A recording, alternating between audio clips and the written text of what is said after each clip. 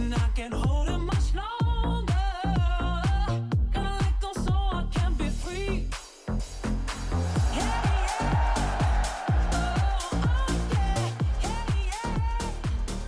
Good afternoon, everybody, and welcome to a brand new episode of Foul Territory. That is AJ Pierzynski. That is Erik Kratz. I am your pinch-hitting host, your spot starter, Alanna Rizzo, in for Scott Braun. Boys, it looks like you're both in hotel rooms. Where you be, AJ?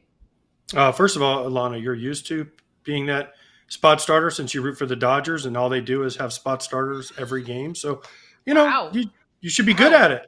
You should be good at it Wow. because as a homer. Yeah, you know what? They're still leading the league in wins in the National League, and that's fine. Still works. That's true. Now, if they would just stop telling the Astros what was coming, it would be better. But other than that, too soon? That's a different topic of conversation, AJ. That's a different topic of conversation. Where are you? I'm in Atlanta. The All-Star game is here this week. I'm actually brought my son to Atlanta for a couple days to go to this place called Maven Baseball. It's like a drive line for hitters on the East Coast here, and he has an all-star break from his summer league, so we shot up here to get him some swings. They have the high-speed cameras and all the body sensors and all that, and then when he's in college, he can use it because he'll be close to here, and they do a video program where he can use it to fix things. All right, and Erik, I think you're traveling with your kids as well. Where are you? I'm with my son up in the terrible, terrible weather state of Massachusetts. Oh, wait, you're there too. So it's so freaking hot up here. I'm in Boston, shipping off to Boston, more like shipping off to some air conditioning. Yeah, Dropkick Murphys know what is up, shipping off to Boston. It's hot here. You're absolutely right. There's 7 days of good weather in Massachusetts. Total in the entire calendar year, 7 days. You're not hitting one of them. Don't forget, guys, to subscribe. Hit us up on FT Live. We love to have the comments. We love to have you guys part of the show. Appreciate you being here. Merch at foulterritoryshow.com. All right, let's get to it. Let's charge the mound, boys. Charging the mound. Interesting timing. If you think about the Washington Nationals, the Boston Red Sox took it to them, but they have decided to go ahead and have a fire sale. And by that, AJ, I mean they're firing everybody. It looks like Mike Rizzo is out. It looks like Dave Martinez, their manager, is out. What do you think about the situation going on with Washington? Weird timing. They do have the first pick on Sunday in the draft too, which is an interesting time to fire your general manager. Listen, Dave Martinez, it's not his fault. He won a World Series not long ago, 2019. Mike Rizzo's been there a long time. This to me goes on the owners. They didn't spend money. They didn't make the necessary moves in a tough NL East with the Mets, the Braves, the Phillies. They spend money, and guess what they have? They have really good teams. And the Nats, yes, they're competing with the Braves because the Braves are banged up like no team other than the Dodgers that we've probably ever seen. But yeah, to me, this is like Lerner fired Rizzo and Martinez. But, I mean, sometimes you got to look in the mirror and say, man, we got to spend some money because they got some good players. James Wood, C.J. Abrams. I mean, they got some good young players that are there and ready to do it. And they got to get supplemental pieces around them. If you don't do that, you get in a constant cycle of, oh, our players like Mackenzie Gore, they're good. Oh, but we're not good enough, so we got to trade them, and then we got to start over. But no, spend some money like you did in 2019. Bring in, I'm not saying you bring in Scherzer and Corbin and all those other guys, but you got to bring in somebody to supplement this roster, and they didn't do that. AJ, it seems like ownership needed to decide on options for both Martinez and Rizzo for 2026. But the timing, to AJ's point, is peculiar in terms of it's almost never that a general manager gets fired before the deadline or oftentimes before the end of the season. And when I think of Mike Rizzo, I think of the Nationals. I mean, the Lerners have been loyal to Rizzo, whether it's been to a fault or not, incredibly loyal. What do you think about the timing of this whole thing? Yeah, I think it's terrible. I think it's terrible because, one, they've done all their work for the draft. I think the draft is probably just plug and play. You really can't screw up the draft if you have the number one pick unless, hey, you know what, we'd like to go with a super low pick or super low money pick. Let's try to lowball somebody with our first pick. You know, maybe the ownership wants to do something like that. I doubt it because the last winning team was built on that. To me, I just don't see why, except for the contract needed to be decided, why you would make the decision now which a team that's rebuilding needs to have all their ducks in a row right now. They don't need to have people looking over their shoulder like, well, I'm not even going to be here, so why would I care? There's a lot of things with the Nats that I don't get. They won the World Series, and it was like, that's fine. We're glad we did it. Like, Nats fans, that's when Nats fans came aboard. Like, they were like, yeah, they're wearing their Nats hats, Natitude all over the place, and then they just were like, oh, that's fine. That's all we were really building that whole team for was one world championship, and they got it. And it just feels like since then, their record shows it too. Since then, they just really don't care about putting a winning product consistently out on the field. Yeah, not a lot of curly W's as much as there used to be. This is just so strange, too, as again, with the timing and things. But you look at it, though, how does this, AJ, affect a clubhouse? Because now you look around, Davey Martinez isn't there. They don't even have an interim manager. Miguel Cairo is, quote, thinking it over. I'm not exactly sure what that means. Mike DiBartolo is the interim GM. But now what do you do if you're walking into that clubhouse today as a player? Well, first of all, let's not forget, the Nats kind of got a little bit screwed by COVID because they didn't get to do all the things that other teams get to do because they won. And in 2020, remember, was the year that was cut short, so they didn't get to do all the cool stuff that every other team gets. So it was a pandemic, so there was nothing they could do about that. But how does this affect players? It sucks. I was on a team where we fired the manager in the middle of the year. It changes everything because every player starts looking over their shoulder like, oh, man, does this new manager like me? What do I have to do to get in his good graces? What this? Oh, man, what's he thinking? What's this new coach thinking? It's a bad situation. We've seen it work in a lot of places in midseason where the teams get better because it's a new voice, because players are like, man, we got to try harder. We got to play harder because I don't know where we stand now. I've never been in a situation where the GM was fired. That's a new one to me because usually you wait to fire the GM at the end of the year, but it just shakes everything up and everything is going to be different. I don't care who, if they take the assistant GM, move them to the head GM, like that, it still is going to be different because there's going to be different thought processes, different moves. And if whoever they decide to hire, are they going to hire Miguel Cairo? I don't know. They bring up Matt LeCroy from AAA. I don't know. It's weird. Normally when you fire someone like this, you already have somebody in the wings ready to come up. When I was with the Braves, Freddie Gonzalez got fired. Brian Snitker they didn't make the move, so they had assurances from Brian Snitker he was going to take the job. You usually don't make a move like this unless you have somebody ready to go. Miggy Cairo, I talked to him actually when I was in Pittsburgh earlier this year, and I was like, Miggy, how on earth do you not have a big league managerial job? And his quote was, you know what? If a good one comes along, I'm not just taking anything. So for him to say, I'm waiting or we'll see, good for him. You don't have to. Yes, I get it. If your goal in life is to be a big league manager, the only one of 30. So many people have said that. But if you're like, you know what? There's a standard I want to keep in the sense of like, I want to manage a team that wants to win in the sense that the front office is pushing to win. And I bet he may not want another intern tag. I'm only going off of what he told me in Pittsburgh earlier this season, but he's not just going to take any job. This guy, and I think he'll be a great manager one day, but who knows? What do I know? And he has a lot of ties, obviously, with Davey Martinez. He was the bench coach there. That's got to be a little bit weird. But yes, to your point, there's only 30 jobs in all of Major League Baseball, and I'm sure Davey Martinez would understand if Miggy would take the job. Anybody would. Anybody that wants to be a big league manager. You can't be that picky, though. I'm sorry, Miguel Cairo, you can't be that picky. What's he waiting for? The Dodgers job? The Phillies job? What's the Cardinals job? What's he waiting for? Because you can say, I don't want certain jobs, but at the end of the day, you got to go and prove yourself. Davey Martinez was fortunate. He went from the Cubs, where he was bench coach with Madden, they won, into the Nats, where they won with him again. Those jobs don't pop up, though, because you got to put in your time. And I don't mean this is not a knock on Miguel Cairo at all, but let's say the Yankees move on from Aaron Boone, God forbid. Is their first name on Brian Cashman's list going to be Miguel Cairo? They're going to shoot for bigger fish first. So I don't know that necessarily you can be that picky. But, hey, if that's what he wants to do and he wants to continue to try to get that dream job, God bless him. All right, Barry Svrluga is going to come up talking all things Washington Nationals as foul territory continues. We're going to head to break right now. We're going to be right back with Ryan Pepiot of the Rays. Stay with us.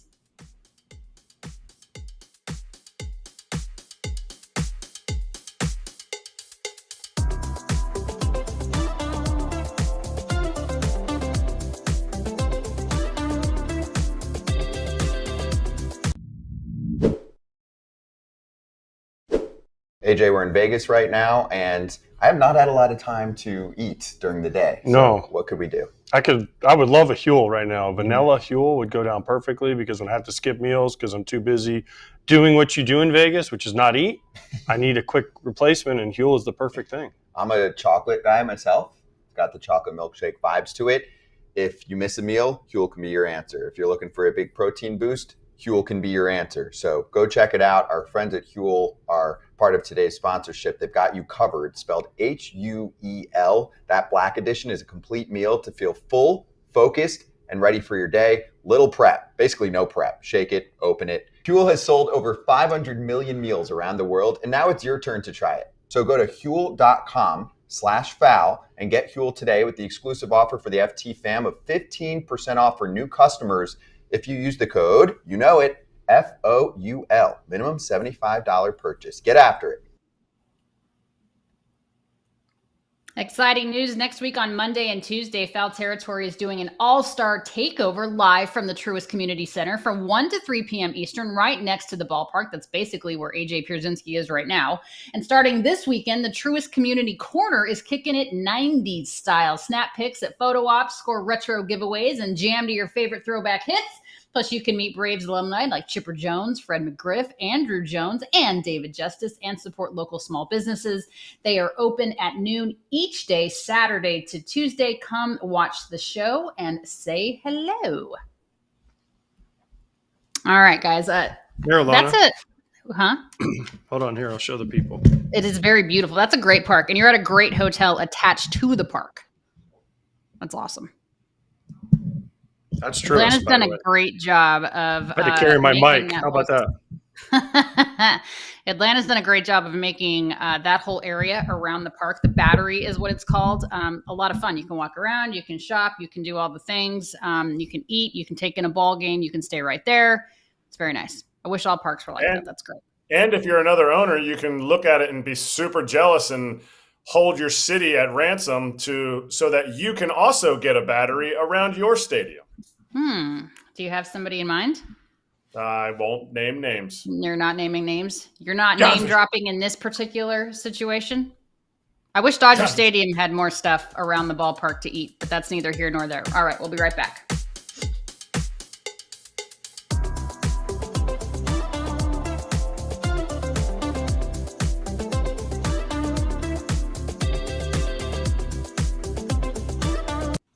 As promised, Ryan Pepiot, kind enough to take some time away from his day to join us here on Foul Territory. Ryan, it's great to see you. I'm bummed that I never had the opportunity to cover you when you were in LA when I was there, but I'm enjoying watching you pitch now with the Rays. Tell me how that's been going for you and kind of the biggest differences between the LA Dodgers and the Tampa Bay Rays. Two very different organizations, both having success.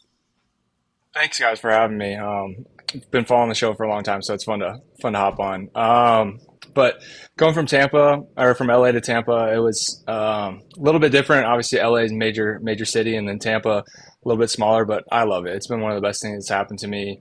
The staff's been phenomenal. The guys over here in the clubhouse are awesome, and they really just let me be myself and pitch the way I want to pitch, and then just kind of some minor tweaks, nothing too crazy, but they just let you go out there and be yourself and play how you want to play. Ryan, first of all, thanks for joining us. But then I want to know, when they traded you for Glasnow, was it mandatory that one of you had to have great hair and you were the chosen one since they got rid of great hair with Glasnow and then they had to bring you back and say you have to have the flow? No, that wasn't one of the mandatory requirements. He's got a little bit longer hair than I do. I actually got to meet him this offseason, and awesome guy. But I'll give it to him. He's got a little bit better hair than I do. But Cash and Neander and Snides were really good. When I got traded when that trade went through, they're like, hey, we want you to be Ryan. We don't want you to be Tyler. He's phenomenal in his own right, but we're not asking you to go out there and be him. We just want you to be yourself. Hey, none of those guys have hair, so you can't really go to them for hair advice. Cash, Snides, or Neander, none of them have hair at all. I don't think so. No, they have a little bit, but they don't have flowing locks outside of the hat. Okay. What's it like on Tampa Bay though? Because Tampa Bay for years was, hey, we'll get our pitchers through 5 innings, our starters, then we'll go to the bullpen. This year, the starters are going 6, 7, 8 innings. Are you like, thank God, I get to pitch all the time and I get to pitch deep now. This is so much fun. It is fun. There's some times last year when we'd go through some of the games and you'd be at like 5 innings through like 60 pitches, super efficient game, and then they kind of pull you and you're like, well, why? There's a lot of other underlying factors. They really take care of us and make sure that we're good and healthy throughout the entire season, so that we're throwing our best in September and October when the games mean more. But coming into this year, our pitching staff and especially the rotation, we're a really close group. So we kind of wanted to go into the season to be able to prove that we can go deeper in the ball games, save the bullpen, because we do have a really, really good bullpen. And those guys down there, we have full trust in all those guys. And we want to keep those guys fresh so that they're not at 70, 80 outings by the end of the regular season going into the playoffs kind of taxed. So trying to take some of the load off of those guys. And, Littell's got a CG this year, and he's holding it over all our heads. The rest of us have gone close to 8. So we're trying to knock down the door and join Littell with a CG, and kind of like play it old school wise, where it's our day to take the ball, and it's our game until we get taken out. Yeah, when you get your CG, I need you to turn around to the bullpen and just salute them, because they didn't need to do anything the whole day. So that's how you can hold it over those guys. Exactly that, and hopefully there's a 6-pack of beers in my locker afterwards, something like that. Okay, so you're at 102 innings already. You had 130 last year. We talk about it all the time with teams like the Rays, teams like the Dodgers. When there's pitching injuries, you say you're getting the most out of the pitchers, but they're worried about these injuries. Do they ever have conversations with you guys, especially just you starters? Hey, this is the inning limit that we want to get to, because you guys are a playoff-looking team. You're going to pitch upwards to 200 innings if you guys make a deep run into the playoffs. Are they like, hey, we're a little concerned about this. We'd like to skip a start. We'd like to put another guy in the rotation. Do they talk to you guys about that?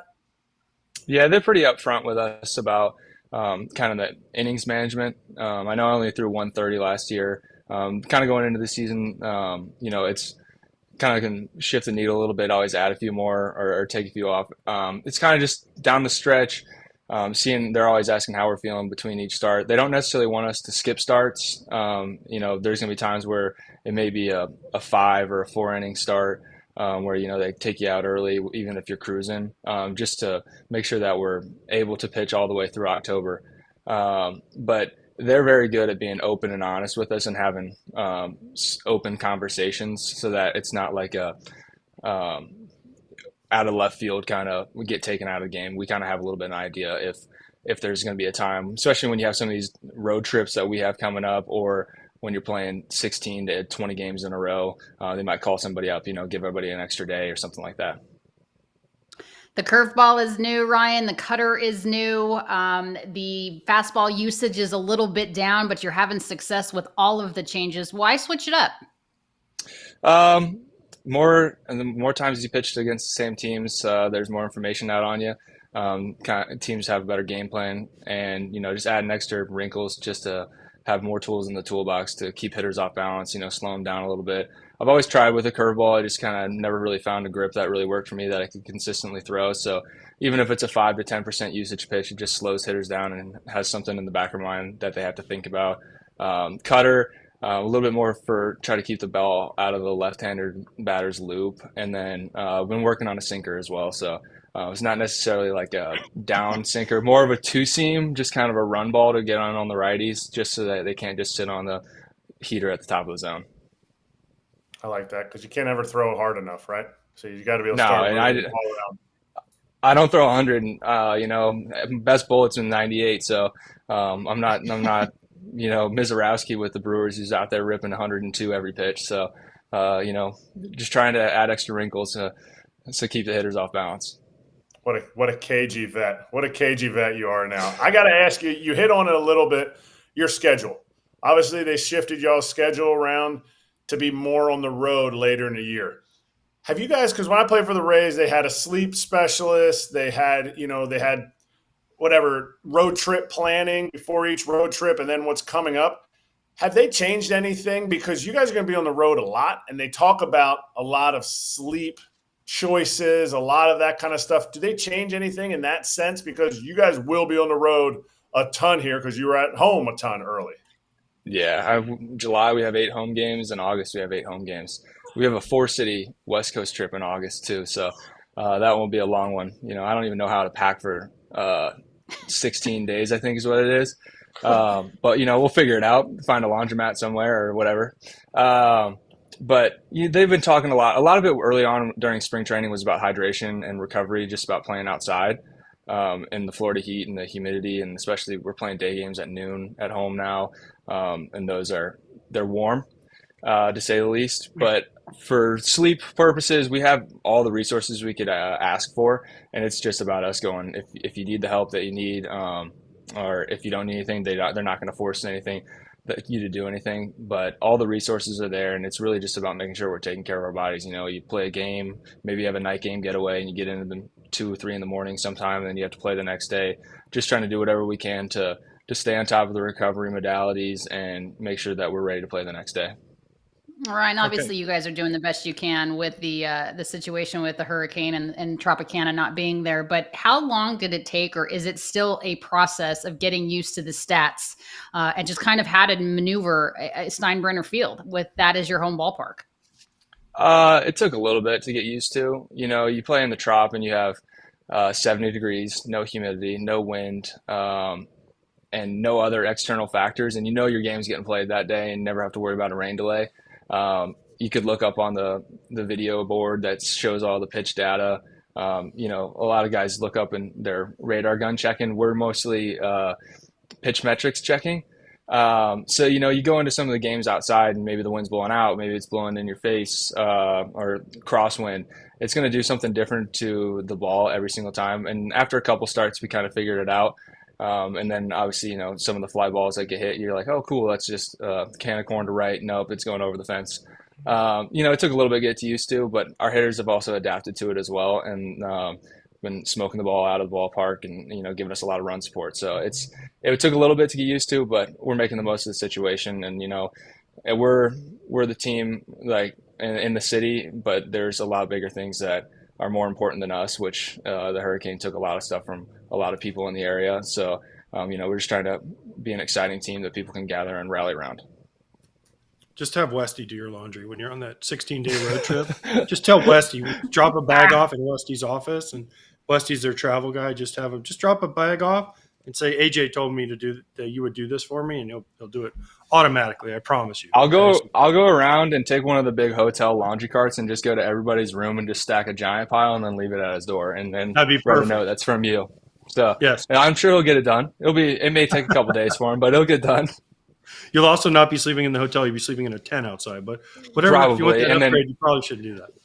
Nah, my wife likes to go on all the road trips, so I'm gonna make sure I keep him in his good graces. Smart. All right. So you mentioned your schedule and you mentioned how they prepare and all these things, and you're at Steinbrenner Field and you look ahead and see when you're pitching. Do you ever look at the schedule and say, all right, we're in Detroit. Whew, we missed Scooble because, oh man, we get 3 days of, no Scooble. So I don't have to fit. You get Flaherty, but you don't get Scooble. So you're like, oh, thank you. No Scooble against me. I got to pitch against Scooble last year, and it was very entertaining to watch from the dugout. Yeah, that was talked about yesterday when he was throwing. That we're like, oh, we get to miss him again. But it's always fun to go up against some of the best, and he's phenomenal, and it's fun to watch as a pitcher. You go out and watch him just dominate with all his different pitches and then throwing 100 from the left side, and it's cool to watch. And what he did last year, and then reciprocating it again this season. It's always enjoyable to go out there and pitch against the best and, toe the rubber and, compete against them. But I'm not complaining that I don't have to pitch against them. All right. You're a 3-sport athlete in Indiana.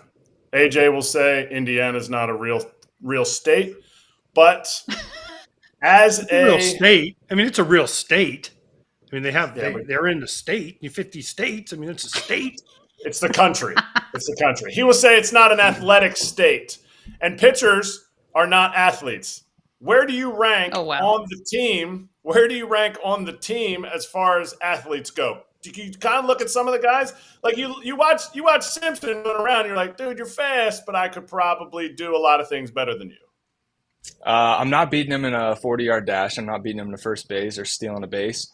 I'd like to think I'm semi-athletic. I played football, I played basketball. I mean, I'm from Indiana. It might not be a state according to AJ, but if you're from Indiana, you have to play basketball. But I like to go out there and shag in batting practice and get a little power shag in. So yesterday we ran out of people on the bench, so someone had to be cleated up and ready to go if anything was an emergency, and that was me yesterday. So luckily I didn't have to go in there because I knew the ball was coming right to me, no matter where I was out on the field. The ball always finds you. So I got to stand in there with cleats on, ready to go, but it wasn't needed, and we ended up pulling out a win yesterday. So win-win for the team.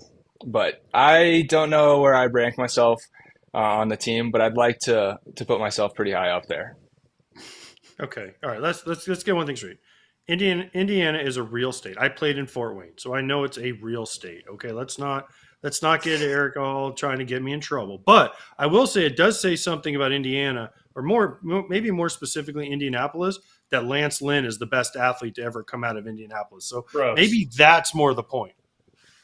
That's fine. Lance is a phenomenal athlete. The guy can field the position and knows how to pitch. Wow. I got to spend a lot of time with Lance. Also growing up his high school was in the same high school conference that mine was. So I got to watch him when he was with Drew Storen on the same high school team, and then Tucker Barnhart went through the same school district as well afterwards. So their team was very, very good to watch when I was growing up. And then getting to play with him a couple years ago was really cool and really special. He taught me a lot, and we still talk to this day and consider one of the good friends. So kind of took me under his wing, and it was a lot of fun to be around him. But yeah, I'd give it to him. Or Kiermaier is also from Indiana, from Fort Wayne area, so he's got a little competition. Yeah, there's a lot of good athletes that you just mentioned coming out of the state of Indiana. Larry Bird, didn't he go to Indiana State? I mean, come on now. Yeah, There's some good athletes coming out of that state. All right, so you're an Indiana kid living in Florida. Are you more of a let's go play hoops guy or let me go to the beach guy? I don't know. I'd probably say go to the beach, but I can only go there for about like an hour before I get too sunburnt. I'll go to the beach for a little bit and then I pack it up and go back. I'd rather go on the golf course than go shoot hoops. Okay. What's your handicap? Like a 5. Oh. Whoa. Okay. I mean, like a 5. There's no like a 5. It's either a 5 or it's. But it's I can play on any given day. I could play like a 15 and I can just start spraying it, or I could play like a scratch sometimes if I keep the ball in play. But I'm definitely not the best on our team. Curtis Mead is our best by far. He's like a +2. In the off season, he lives up in Adelaide, Australia, where the Live Golf Tournament is. That's his home course, and he's shown me all his rounds that he's shot under par there, and it's impressive when we're out there playing golf with him. You never want to gamble against him because he's going to take your money every single time. Do you take your clubs on the road? Oh, yeah. They go. I didn't bring them on this road trip. We had a bunch of day games in Minnesota, and then we go to Boston after this one, and I like going around and hanging around in Boston. But on the road, most of the time, I take my golf clubs. I was going to say, you got to figure out how to pack for 16 days. You got to pack your wife's clothes for 16 days, but your clubs are making it. There's no doubt your clubs are making it. Oh, they're making the trip. We have 2 off days. We got an off day in Seattle and an off day in San Francisco. They're definitely going. Okay, so you mentioned Tucker Barnhart and all Indianapolis. Did you ever go to Indianapolis Indians games? Oh yeah, all the time. So Tucker Barnhart one time, just like randomly, I came up to the bat and he was like, "Bro, I used to watch you play at Indianapolis. So did you ever see me play for the Indianapolis Indians when like Andrew McCutchen was there, Garrett Jones was there, Pedro Alvarez, Brandon Moss, like that whole crew, Garrett Cole, all those guys." Oh, yeah. I was on those teams, so you watched me play. It makes me feel good. Yep. I've watched you play. Actually, I've definitely watched you play because when Garrett Cole was coming up, I would go sit down by the bullpen, right? Because, it's on the field, so right there. Yep. I'm talking, I was a little kid just sitting there just watching Garrett Cole warm up. So I was watching you warm up and catch him. That's awesome. Yeah, that doesn't make you feel old at all, right, Erik? He was a little kid watching you warm up. It's fine. It's totally fine. You're the only old. Hey, I'm still like a 1997 kid. There's kids now like 2004 in the major leagues, and they really make you feel old. Like me, and I'm 27, and I'm like, we have Junior Caminero just turned 22 the other day, and he's hit 22 homers or whatever so far this year, and I'm like, dude, you're 22. What the heck? At 22, I was still in college trying to figure it out how to throw a strike. Yeah. Matt Holliday Thank you. got, or Jackson Holliday got called up when he was 20. I mean, you guys these are young kids. Tell us about all the charity work that you're doing, Ryan. I know it's important to you and your wife. Tell us a little bit more about reading with the Rays and some of the other things that you guys are doing in the community. We've done a lot. Helped out a lot with the hurricane. We stay local. We moved to St. Pete after the trade went through, and so it really feels like home for us. So trying to give back as much as possible. We did the Ronald McDonald House last week. When we played the Rangers earlier, we were at Gigi's Playhouse with for the kids with Down syndrome with Jake Berger. I'm forgetting a lot of things that I've done, but it's just been a lot of fun. The people in St. Pete and Tampa are phenomenal, and trying to give back as much as we possibly can because the city's given us so much and really embraced us, and it's been fun. Just trying to put a smile on people's face, and you end up walking out of the place with a bigger smile because of what the hard work and the trials and tribulations that some of these kids go through that you see, and then they still show up with a smile on their face after maybe going through some chemo or whatever they've had to go through during the day, and they still have the energy to go out there and play and hang out, and it's really inspiring. Ryan, before I let you go, I have to ask this. Since you now live in Tampa and you're from Indianapolis, okay, better steakhouse, St. Elmo's or Burns? I haven't been to Burns yet. What? It's on my list. I know. What? I know. I haven't been to Burns yet. Well, you're disqualified. I know I can't but I will say St. Elmo's phenomenal, and I do love growing up in Indiana. They sell the St. Elmo's cocktail sauce at the grocery store, so you always take to the parties. And I don't know why anyone would want to eat shrimp cocktail in Indiana, because landlocked state. Where do they get the shrimp? But every party that you go to or a family get together, there'd always be shrimp cocktail, and then you'd throw out the St. Elmo sauce, and sometimes everyone would put the label of which one it was just so that everyone was prepared. But kid, you want to switch them, and you watch somebody just load up a shrimp with a ton of St. Elmo sauce and see their face afterwards. So that was always entertaining. But St. Elmo's is pretty tough to beat. Whenever I go back, I try to go. St. Elmo's has two things going for it. The reason they don't care about the shrimp, they get them out of that little river that runs through Indianapolis, whatever, that little creek, that's where they pull them out of. But they put so much horseradish in the St. Elmo's cocktail sauce that it burns your nose. So even if there was anything on it, it kills it automatically. But They have the best drink, the Dr. Pepper cola thing they have. It's adult beverage they have at St. Elmo's, is delicious, and their New York strip is unbelievable. But it's no Burns. And Burns has a dessert room. You probably don't eat dessert because you're probably shredded. But if you go to Burns, you got to get the Chateaubriand, the French onion soup, and then you got to go upstairs to the dessert room and get like a piece of cake or ice cream that's like bigger than your head. And then you have to eat it all, and then you waddle out, and you're like, all right, I can make it. I can do that. We got the All-Star break coming up. I'll make myself a reservation. That sounds like a good night. Do it. Tell Neander to get you right. You can probably just call and say, hey, I'm Ryan Pepiot. I want to get in. They'll get you right in. I did that I went to Tampa to see Morgan Wallen last year when he canceled. So we had a night off, and Andrew Friedman got us into Burns, and we did the dessert room and the wine room. Ryan Pepiot, you must check it out. Thank you so much for being with us. Best of luck the rest of the season. It's been a pleasure. Great to get to know you a little bit. Thank you, guys. Thank you very much for having me. All right, Ryan Pepiot, we appreciate you very much. Coming up, we're talking Yankees and Padres next as Foul Territory rolls on.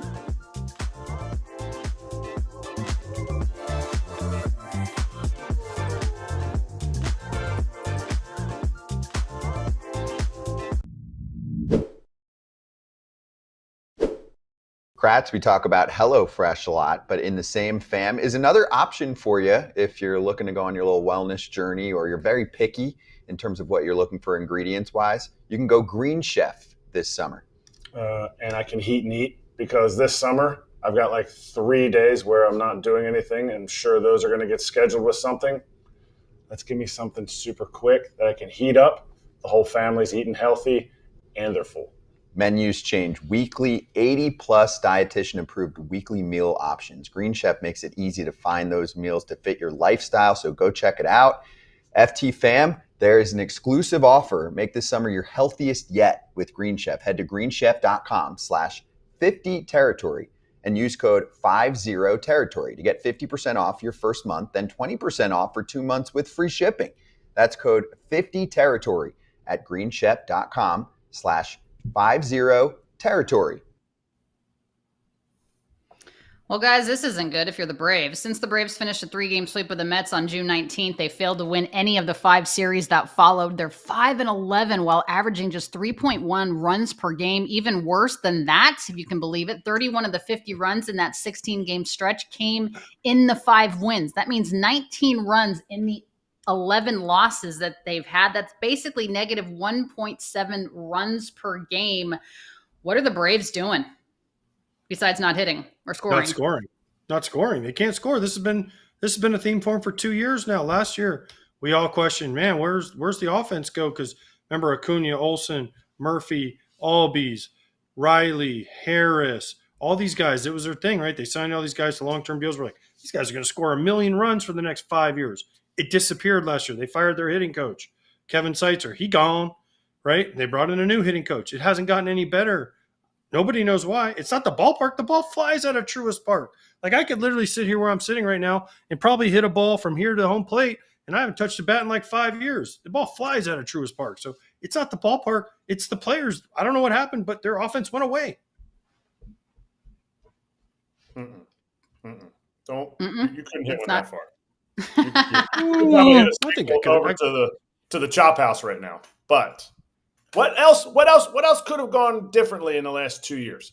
They didn't all of a sudden just stop. Like, people are like, oh, they're comfortable because of their contracts. I don't believe that. Something else had to have changed because not everybody falls off like this. Never thought they'd be 13 and a half games out on July 7th. We'll be back. Injuries Suck is next.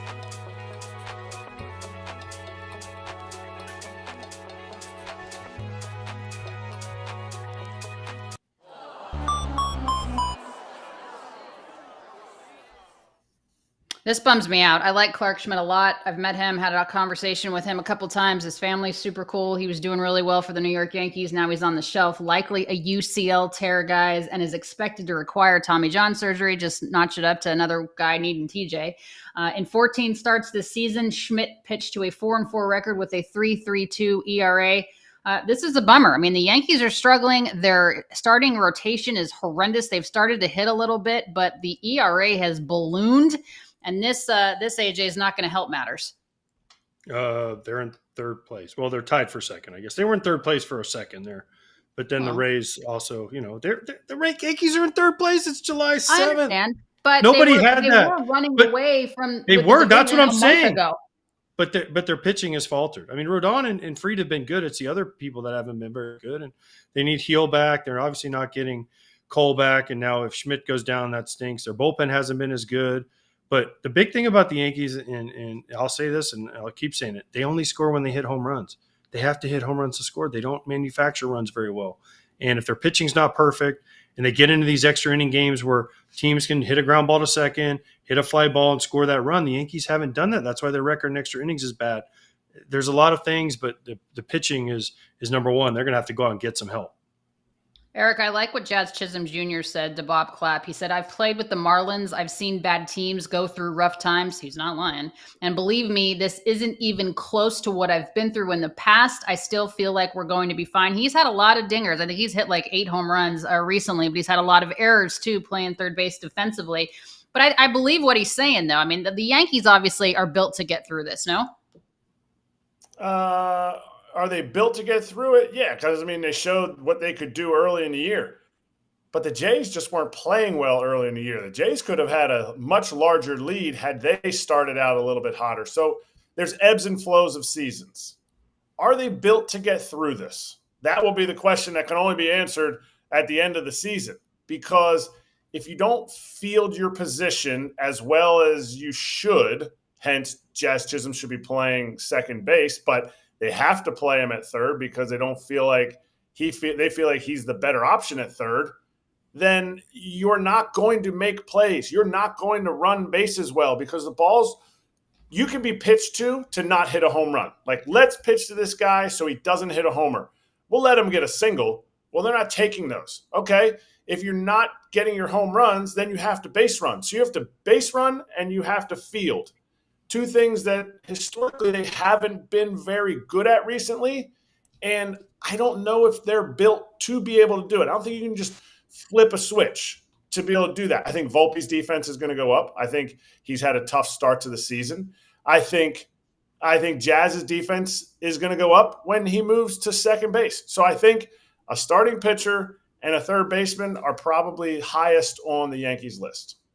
AJ, are the Yankees AL champs, or is it time to give way to the Tigers? Obviously, I'm not discounting the Houston Astros. Are always in the picture, but is it somebody else's year this year besides New York's? Detroit, baby. Can we talk about Detroit? Motor City, Yes, who's we your can. Tiger? Brandon Inge is my Tiger, right? I mean, Detroit is where it's at with their young core of kids with Riley Green and Torkelson having a bounce back year. And then you throw Scooble, Flaherty, and the way AJ Hinch manages his bullpen, Casey Mize having a great season for him. It's Detroit's right now. I'm sorry. I know the Tigers are in the AL Central and the Yankees have owned the AL Central, but I think this is the year that the Tigers could jump up and bite them and knock them out, maybe in the LCS. If the Yankees get there, because you have to understand, if the Yankees finish where they finish right now, they're a wild card. They got to get through some stuff to get there, right? Houston looks really good again. I mean, they did just sweep your Dodgers there, Alana. So look at the pitching that the Dodgers had. Stop. Justin Robleski, Emmett Sheehan, nothing against those guys, but stop. Come on. Oh, the Dodgers weren't trying. They weren't trying. No, this I'm week. not Yes. saying I'm not saying they weren't trying. I'm not saying they weren't trying, but the point is when the Astros and the Dodgers match up again in the World Series, if in fact that does happen, the pitching staff, I would hope to God, is a lot better and more prepared and healthier than what they have right now. That's Just all make I'm sure saying. they're not telling them what's coming, Alana. That's all I got to say. I didn't listen, man. I mean, I they didn't say that. Apparently, apparently the swept right out of Dodgers their were own telling them what was coming. Apparently, the Dodgers were telling the Astros what was coming. Well, let's just have a conversation with Oral Hershiser. We'll get him on the show. Maybe he can discuss that. All right, we're going to talk Washington Nationals again with somebody that covers them on a daily basis. Barry Svrluga. I got to learn how to say that. That's tough. That's tough to say.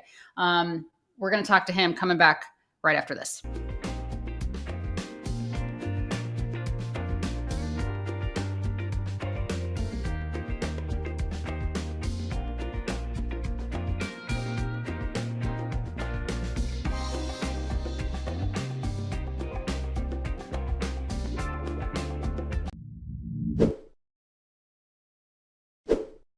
Hey, let's do a little player spotlight thanks to Arena Club. AJ, give me a player this season that you think is underrated and you might want to try and grab his card.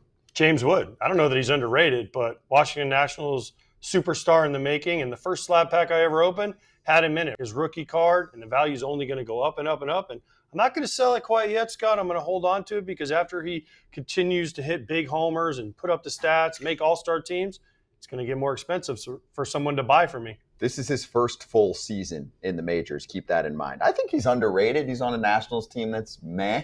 Not getting enough attention. He might hit 40 homers. When he makes the All-Star team this year, they're not going to be underrated. That helps. He's been intentionally walked 4 times in a game. Anyway, if you want to try and find a Wood rookie card, go check out slab packs on Arena Club. And right now you can get 20% off your first slab pack. Or if you just want to go with a card purchase, go to arenaclub.com/FOUL.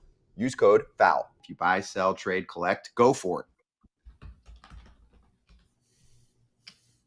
Guys, I've seen a lot of terrible first pitches, but this one I believe probably takes the cake.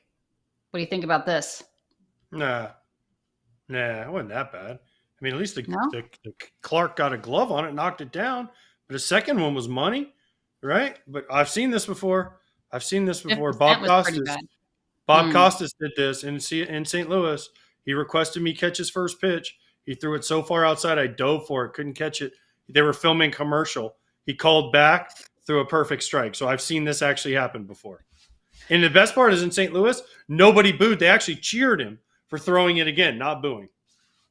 Alvin Kamara didn't do that bad of a job. I mean, 50 cents was pretty bad. There's been some, although I will say this, I bet you they practice, right? Then they get out there on the mound, and then I would freak out if I had to throw out a ceremonial first pitch at any ball game. I don't think I could do it. Let's get it done. I don't want to. I don't want to do it. Like that terrifies me. That's why they screw up. That's why the second one's always better. It's like my golf game. I'll shank the first shot, and then the next one piped. Yeah, What's a shank? I don't know. What's a shank? Well, you don't know what a shank is? You don't do that. It's like a cramp to me. I don't have them. You don't have. You've never Right. shanked a shot. You've No, never hell shanked a no. shot. Alanna, I'm a professional athlete. I can take the ball and swing and hit it straight. I mean, not straight, but I don't hit it off the hosel. Yeah, I do believe that you shanked. Maybe not cramp, but I do believe that you shanked. Never, ever.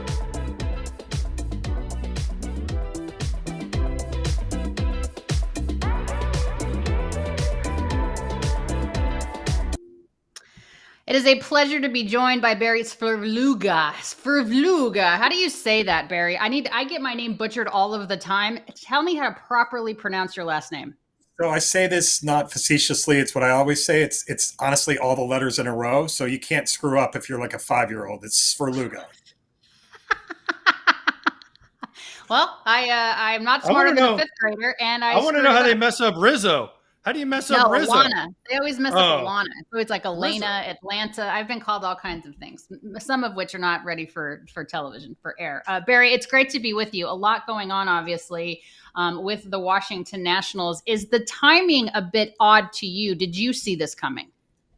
You know, it's odd because everybody will point to the draft that's upcoming, and they have won the most important pick that they've had in a long, long time. And Mike Rizzo obviously made his name as a scout. He built this franchise into a winner behind 2 1-1s in Steven Strasburg and Bryce Harper more than a decade ago.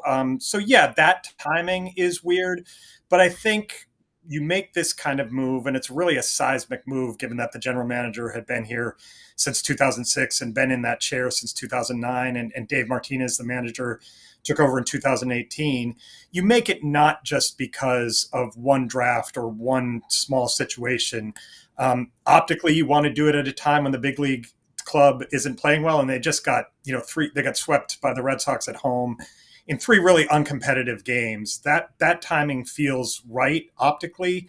And also, though, I mean, you don't make this change in a flippant way. You do it because it's not just that the big league club has underperformed this year, but really you have a draft and development process that has not produced impact players for more than a decade. Their last truly impactful player in the big leagues that they drafted was Anthony Rendon, who went 6th in the 2011 draft.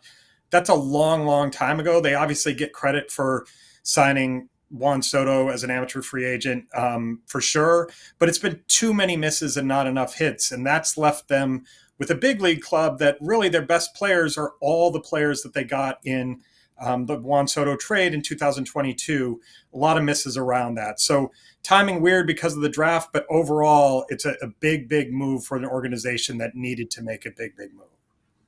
Is this why the ownership was reticent to bring any free agents in? We felt like this was a year that it was time to strike because we looked at past blueprint, bringing Jason Worth in. You have a C.J. Abrams. You have a Mackenzie Gore. You have James Wood. Those guys that, okay, these are going to be the core. Time to bring somebody like a Pete Alonso in. Do you feel like this was just coming because ownership was like, well, we're not going to push in with these guys. We're going to go with the next guys? Well, I mean, that's the big question. Are they going to go with the next guys? Are they going to push in? I mean, I think it would be a disservice to Mike Rizzo to wait and then say, oh, now we're providing resources that you didn't have, that you weren't allowed to do. And you're right about the first build. Like, they signed Jason Worth to a 7-year deal a year before they were really ready to win, because at that point they could say, hey, big league free agent who won a World Series elsewhere, here's what we have, here's where we're going, here's where you fit, and we're going to follow through on some promises after that. At this point, where they have Wood, where they have Gore, where they have Abrams, they have not gone in on any multi-year free agent deals other than a 2-year kind of small deal for Trevor Williams that isn't going to impact anyway. So they have now a clubhouse that has, yes, good young pieces, but it doesn't have veterans who are going to be there and are invested in the process going forward. That's on ownership. They have prevented that from happening. And that's why I think the decision that's upcoming is a 2-way interview. It's, yes, the Lerner family saying to any candidate, what would you bring to the table? What's your vision? But those candidates have to look across the table and ask ownership, if I take this job, what resources are you going to provide me? And that's not just in major league payroll. That's in R&D, that's in analysis, that's in scouting, that's in player development, that's in technology. They are not up to par with the major league standards in any of those regards. Anybody who takes this job would want to ask those questions. Why? Why though? Why are the learners not spending money? They used to in the past. They used to have a direct hotline to Scott Boras. Why did they stop? Is it because they want to sell the team? They tried and then they took them off the market. What's the reason? Because I cannot look at Mike Rizzo. Yes, you can blame draft picks and you can blame this, but they made good trades. And Dave Martinez, he didn't change the way he managed. So I have to look at the learners and say, why did you stop spending for no reason? Because in the past you've done it. You saw the fruits. You get Scherzer, you get Corbin, you get these guys, and you go out and you win a World Series, and then you just turn the faucet off. Why? So it's a really complex question, AJ, and I don't know that anybody knows the full answer, but we'll touch on a couple points. Like, did they get scared by the Steven Strasburg contract? He opted out of his deal after he became the World Series MVP in 2019. Scott Boras went right to work with Ted Lerner, the late patriarch of the family, and they came to a 7-year, $245 million deal that obviously was disastrous. I think Strasburg pitched 15 2/3 innings on that deal. He's retired now. They're still paying him. That really hurt. Secondly, the pandemic, which affected everybody, really, really took a hit on the learners' real estate development. They're real estate people. They're commercial real estate people.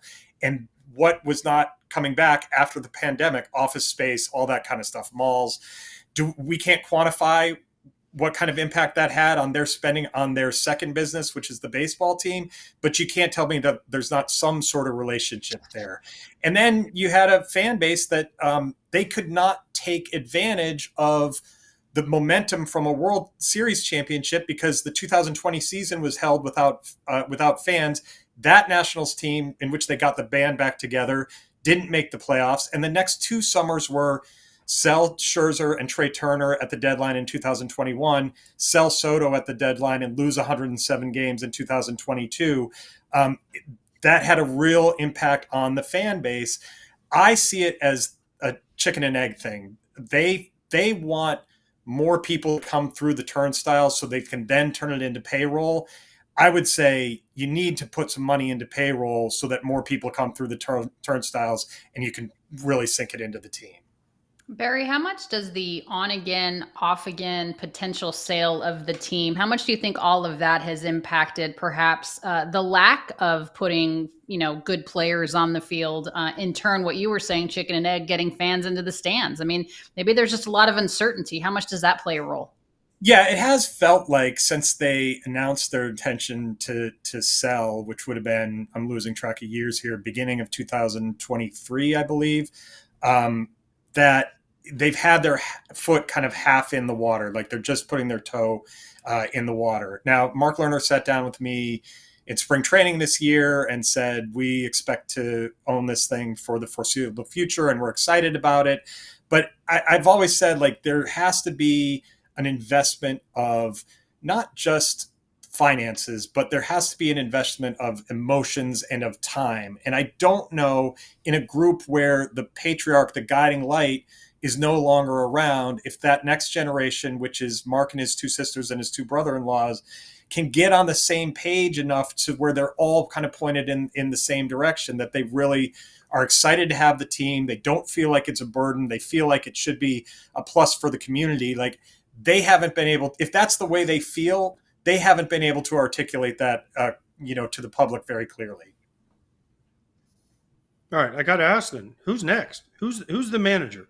They can't even announce the manager for tomorrow's game yet. Well, because Miguel Cairo has to think about it. Is it Matt LeCroy? But then who would be on the list of names for the Nationals to be their next manager besides Erik Kratz? So I think the question's backwards, AJ. I think they should choose a GM, a president of baseball operations, early this offseason, start that process now after the trade deadline, and have that person have a heavy hand in who the manager is. Because in this situation, with a club that's not ready to win on the field and still needs even its best players to develop at the major league level, I think building the infrastructure in the front office is more important than who's deciding what lefty to use in the seventh inning, because there's got to be a structure that supplies them with a quality lefty option. So, whoever is here for the rest of the year, and, Cairo would be an option. Matt LeCroy would be a really popular choice and fun for the fans for sure. That person is just a placeholder and really should be the choice. The permanent choice should really be whoever the choice of the president of the baseball operations. Do you think, Barry, that's part of the reason that Miguel Cairo said that he needed to think about it? I mean, obviously the relationship he has with Dave Martinez, they're very close, but these are jobs that are few and far between. And maybe he knows that he's just a placeholder and maybe he doesn't want to be set up for that, although it could catapult him into another big league job at a different point. What's your take on that? Yeah, so I think one of Davey's problems late in the game is that he loved his coaching staff. He made those choices. They're all friends of his and people who he's had past relationships with. And I think, that made him very comfortable. It didn't put those guys on edge, and they really haven't developed these guys. They're still making the same mistakes that they've made in years past. And that's part of the lack of development at the major league level, both on the bases and in the field mostly. So I get that Miguel Cairo might be like, well, you just canned one of my really good friends. I know that there's really nothing in it for me. I can see the hesitance there. But again, the last half of this season isn't the important part, because this season for the Washington Nationals at the big league level is lost. It is who can put together a modern baseball operations department that is on par with others in the industry and is funded by ownership in the way that's appropriate. That's a bigger question in my mind. Any manager that wins a World Series is a successful managerial campaign. Is Mike Rizzo's tenure with the Nationals going to be seen as successful because he won one championship, or with all the money that was spent, are fans going to look at it as it was okay? Oh, I think it was good. I mean, it went from 2012 to 2019. Only the Dodgers won more regular season games than the Washington Nationals. That's pretty heady company right there, given the resources in LA. They won 4 division titles in that time. They won the wild card that in 2019 that led to the World Series championship. And then there were a litany of reasons why things got torn down. And as AJ said, this guy made a lot of really good trades over the years. I can criticize the development over the last decade, like the drafting hasn't gone well, but find a Mike Rizzo trade that he lost. It's pretty hard to do. And that includes the Soto deal, which is having a huge impact on the major league franchise right now. All 3 of Gore, Wood, and Abrams have been all-stars very early in their careers now, with Gore and Wood making the team this year. And you still don't know what you're going to get from Robert Hassel and Harlan Susana, a pitcher who's lower down in the minors. So I think in 10 years, if they're going to have a reunion of that World Series championship, Mike Rizzo will be back at Nationals Park with a cigar in his mouth, waving his hat to the crowd, and they'll be thanking him for it. All right, Barry, while we have you, I have to ask you, what happened to Dylan Cruz? I know he's injured, but before that, he couldn't hit. What happened? This guy hit everywhere he's been. What it's interesting. I think, first of all, take the hitting aside, one thing that's impressive about this guy who kind of walks off the bus and carries himself as a major leaguer, he just kind of oozes major leaguer, is that those at-bats he did not take to the field, and that's a really good sign for his future, because he played wherever you put him in center or in right, he played a really good outfield. I'd say, AJ, that yes, he's hit everywhere he's been. I kind of view him as more of a high floor than a high ceiling guy. For a long time are pretty good, but he doesn't have James Woods' kind of natural athletic ability. I expect that when he gets back from this oblique, he'll be right back out there, and we'll see what the second half yields for him. But you're right. He was disappointing offensively, not quite as much power. Definitely got in some streaks where he was swinging at any junk that was out of the zone and was really an easy out from time to time. He's got to get back in the right headspace and become Dylan Cruz, because Dylan Cruz is pretty hitterish. Barry, before we let you go, we have a fan question here regarding the Washington Nationals. Mike G wants to know, since this leadership change has been happening right now with the firing of Mike Rizzo and Davey Martinez, Do you think the Nationals are more apt to trade a Mackenzie Gore now? I mean, does he become more of a candidate at the deadline now because of the change? It's a really interesting question, and Mike DiBartolo, Mike Rizzo's longtime assistant GM, who started here as an intern, 13 or 14 years ago, he's running the show right now. And it's a very interesting question for him because at 4+ years of service time, that's exactly the amount of service time at which they traded Juan Soto, who, as a Scott Boras client, they knew was very unlikely to sign an extension. Mackenzie Gore, Scott Boras client, would he sign an extension? Even if he won't, if you hold on to him now, there's a really good argument that holding on to him means you should get a commitment from ownership that, look, if we have this guy still, we need to build around him. He's only here guaranteed for 2026 and 2027. What are we doing with our payroll or are we just going to, play 2 more irrelevant big league seasons and let this guy walk? Really, really interesting question for Mike DiBartolo, and I think for ownership as well. Barry, we appreciate the insight. I know it's been a little bit crazy for you, considering everything that's gone on in the last 24 hours. Thanks for being with us on Foul Territory. Appreciate you having me anytime. All right, Barry, appreciate it very much. Coming up, we're going to be talking a little bit about Max Muncy and the Houston and Dodgers series, better than the box score next.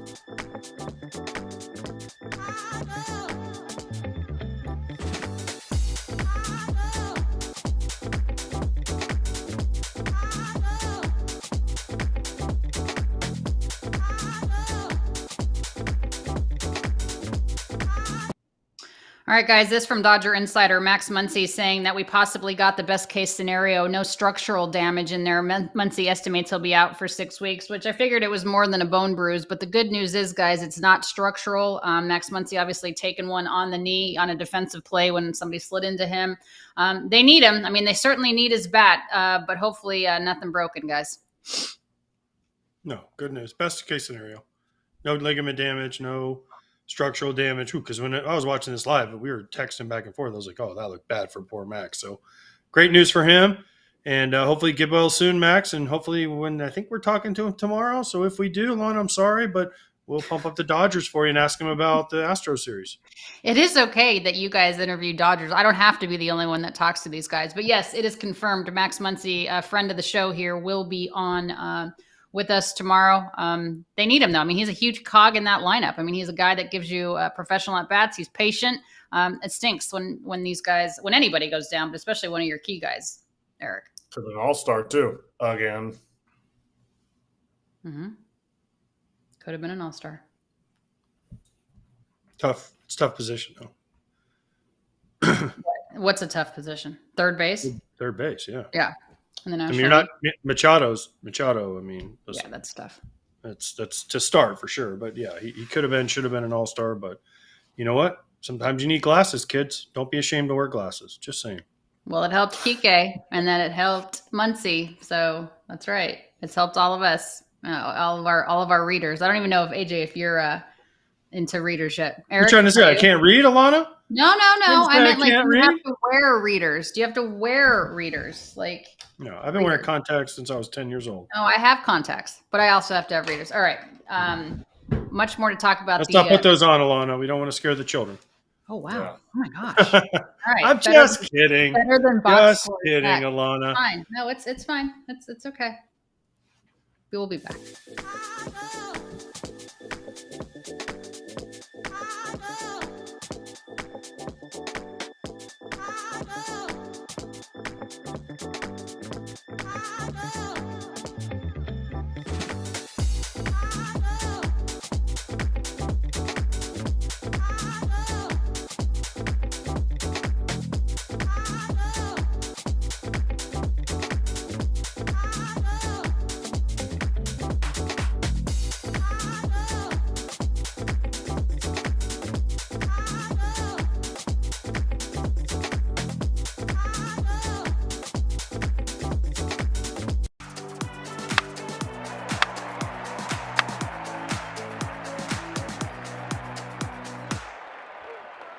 Well, I will maintain, gentlemen, that the next time that the Astros and Dodgers meet up, which would be the World Series, that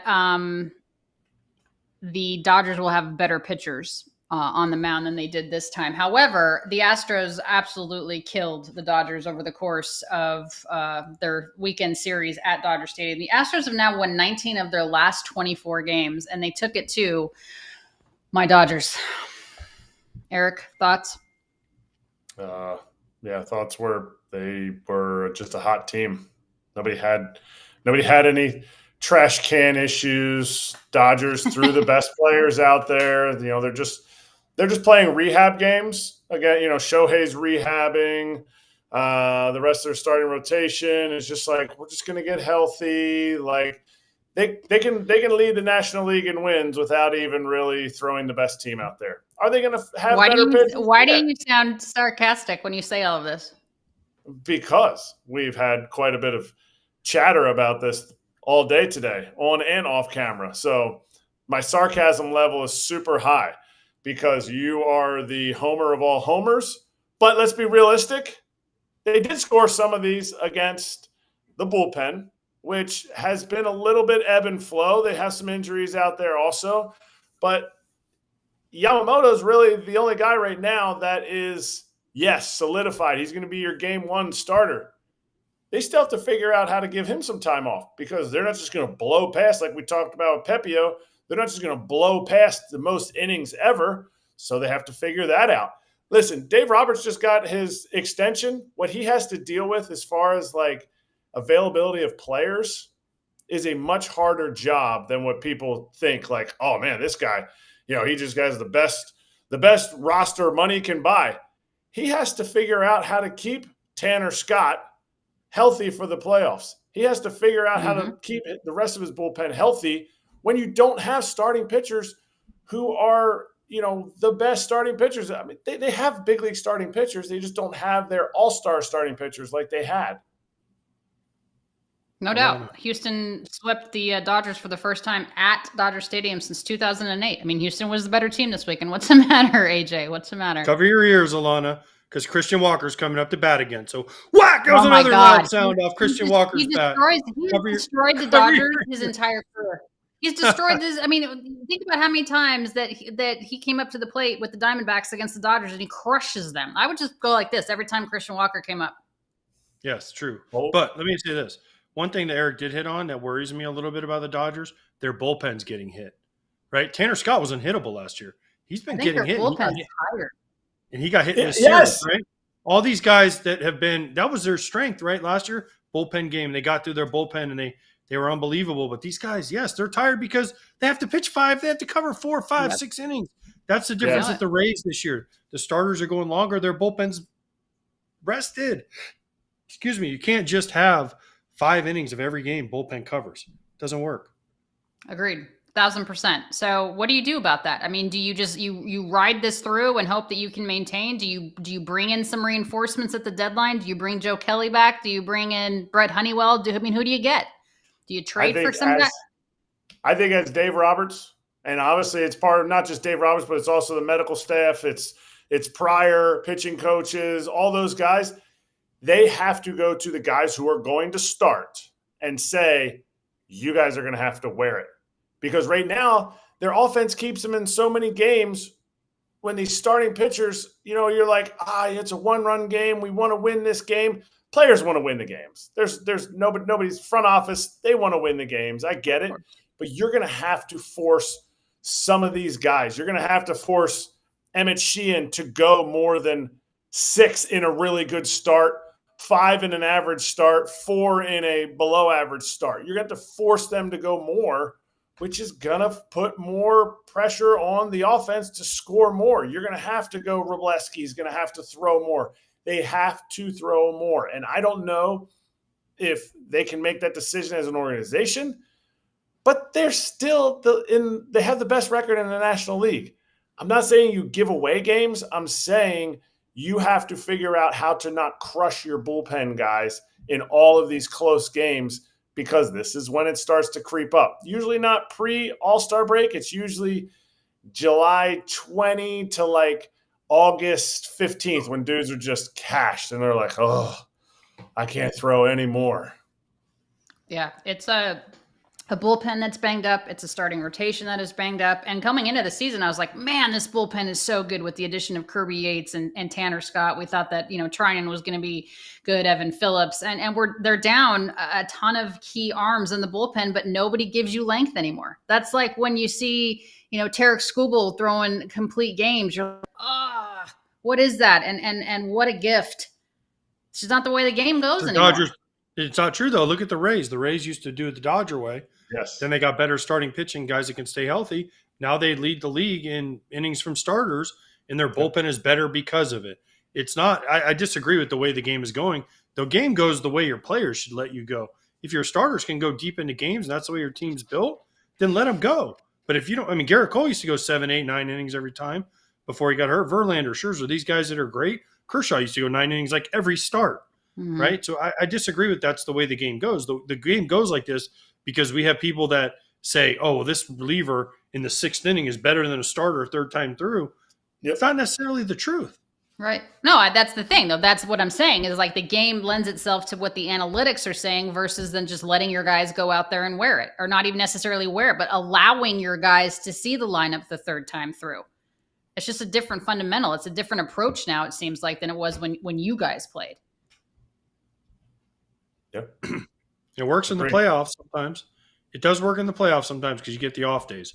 But when you're in a stretch of 20 games in a row, 26 out of 27, it catches up with you, and then you have to kind of reset, and that's where a lot of teams get caught. And it will be interesting, to your point, AJ, when you guys were talking to Ryan Pepiot about the schedule, how the schedule and being away from Tampa Bay and when they're on that 4-city West Coast road trip, how that does affect them in terms of how deep their starters are able to go and, and what that means for them. All right, Toronto is on fire lately. The AL East is an interesting race. We talked about the Yankees struggling, albeit they're still, 3 games back or in third place or whatever, still very close at the top. But are the Toronto Blue Jays, Erik, are they for real? They won on Sunday. They swept the Angels. They extended their winning streak to 8 games. Yes, they're for real. Why I say that is because the last 2 years I've said, this lineup is good. They just haven't hit. I can't figure out why they haven't hit. They haven't figured out how to hit in Rogers Center. They haven't figured out how to hit as a lineup together. This guy had an off year. That guy had – I've felt like this lineup has been good the whole time. They just never have gotten it done. Now they're doing it. Now they're doing it with the added – I mean, their defense is some of the best defense in the game at multiple positions and guys that come off the bench. And their pitching has benefited from that. And you sit there and you go, is that what a complete team is? Their starting pitching isn't quite as good as the last time they made it to the playoffs, but it's veteran guys that know what they need to do in Barrios and Gausman and Bassett and a prove-it year for free agency. You sit there and you go, this team is doing what I feel like they should have been doing for a while. So that's why I think they are for real. They only have one problem that I see right now. They need a better play-by-play guy. I'm not going to lie. They need a better play-by-play guy. He's handsome. He is handsome. Is he, though? That is one. He is very handsome. Get into it. We're going to get into this when he comes on. He is the biggest jinx in the history of sports. And I'll tell you why when Dan Shulman joins us. Really? The biggest jinx in the history of sports? I love the teaser. What a teaser. Yes. I mean, that's quite a big realm. The history of sport. We'll be right back. As AJ mentioned, Dan Shulman joins us next.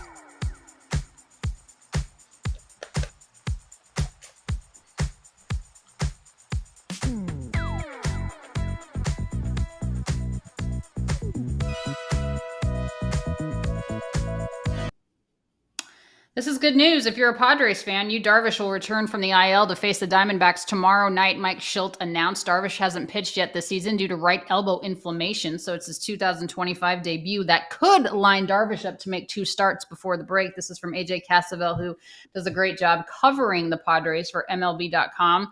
How do you think this impacts, obviously, the Padres moving forward, guys? AJ, go ahead. They need help. Plain and simple. They need starting rotation help. They're trying to piece together until some of these guys come back. They're not getting Musgrove back, obviously, anytime soon. They need Cease to pick it up, but Darvish will help. They need help, and their bullpen, we mentioned, their bullpen was unbelievable the first couple months. they've started to falter because they've had to cover a lot of innings. And Erik, you mentioned that it's his first day back in 638 days. I mean, that's a lot to expect from a guy. We can't imagine that this is going to be the savior, correct? Not Hughes. Not Hughes been back. You pitched last year. I was talking about somebody else. Sorry. Oh, he's not talking about Woodruff? Yeah, I was talking about Big Woo. But no, he's not going to be the savior. He's not going to be the savior, but he's going to be somebody that they need. You don't just pick up a frontline starter. So he's not a frontline starter, but can he give you innings? Because their bullpen was legit early. They've hit some bumps in the road, so they need it. Really, they're running after the wild card right now. So how can they get a firm lead in the wild card? Because I don't think 7 games back of the Dodgers, it's gonna be tough to catch them, especially since the Dodgers just lost 3 in a row. So it's not like they're gonna run another 3 in a row off again. Let me ask you this. You mentioned Brandon Woodruff. He's back now for the first time in 638 days. That is great for the Brewers. He looked good, Erik. Really good. And he even said in his post-game interview, 1, I'm super proud of him. 2, he said in his post-game interview, he's like, one of the best things that happened to him was he had sprained his ankle during that rehab process. He got hit in the elbow. So it allowed him to actually get all the way back to where he wanted to be. And then he went out and dominated on a big league mound. That is a huge pickup for the Brewers, who I think, because they're a lot closer, do have a shot to catch the Cubs. And adding another bullpen piece, they sent Chad Patrick down. I know it's near the All-Star break, so it falls that they won't need another guy. That guy was Rookie of the Year candidate, and they got Big Woo to fit into that spot. This starting rotation just has turned into something that is going to be a huge strength going forward. I just feel like the Milwaukee Brewers are always in it. Regardless of the year, regardless of their roster makeup, they're always in it. Dan Shulman on the Toronto Blue Jays when we come back.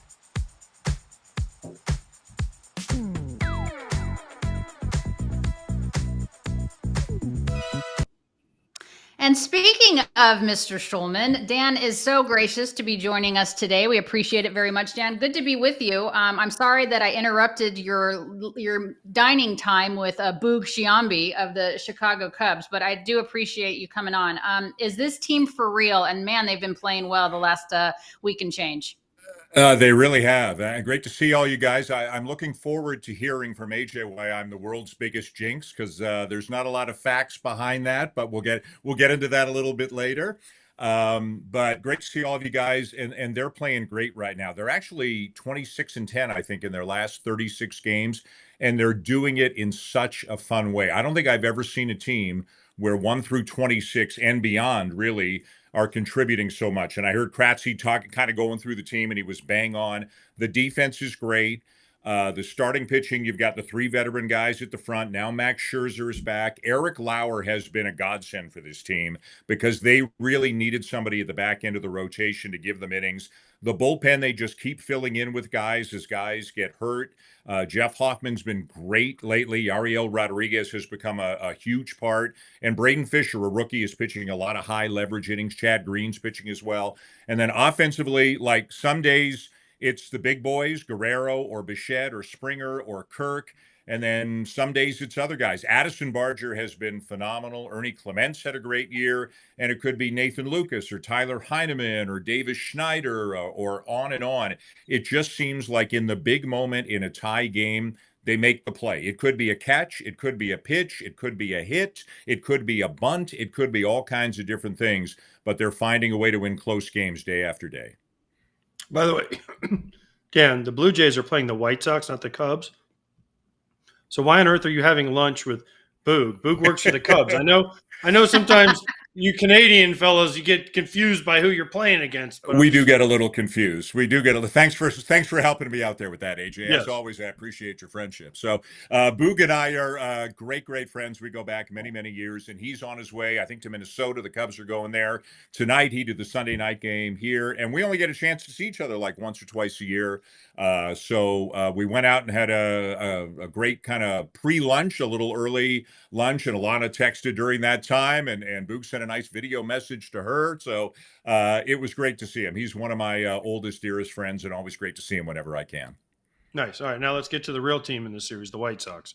How do the Blue Jays match up with the White Sox? because the White Sox are hot, and I don't know if the Blue Jays can hold them down.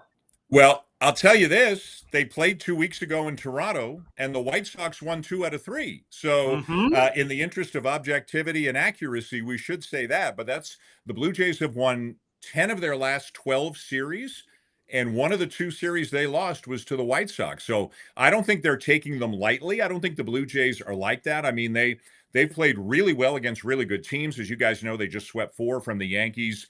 Great scene, Canada Day. Springer hits a grand slam. Roof open, sun shining, CN Tower, the whole thing. But I don't think they're taking the White Sox lightly. The White Sox have some good young arms, and the Blue Jays are going to see some of those. They saw some of them a couple of weeks ago. But it's just such a vibe around this team right now. Like every day the lineup comes out, and there have been a lot of roster moves because of injuries. And, we all play the game, guess the lineup. I'm never right, but it's almost like it doesn't matter who's in there and where they're hitting right now because everybody's passing the baton. And there's just such a collective belief in the guy behind you doing his job, whether that's a reliever or a position player, whatever it means. It's not like they're scoring a lot of runs, but this isn't like 2015 Bautista Encarnacion. This isn't like 2021 when Teoscar Hernandez and Lourdes Gurriel and Bichette and Guerrero and Simeon and others were there. This is different. This is guys kind of scratching and clawing and just making the little play in the big moment to win a game. And, the chemistry and the unity in that clubhouse is tremendous right now because, as I said, it's really 1 through 26. Does it feel like we got to do it for Bo so he comes back? Does it feel like there's like a theme like that's driving it, or is it more of like we are sick and tired of underachieving and we need to go out there and win these games?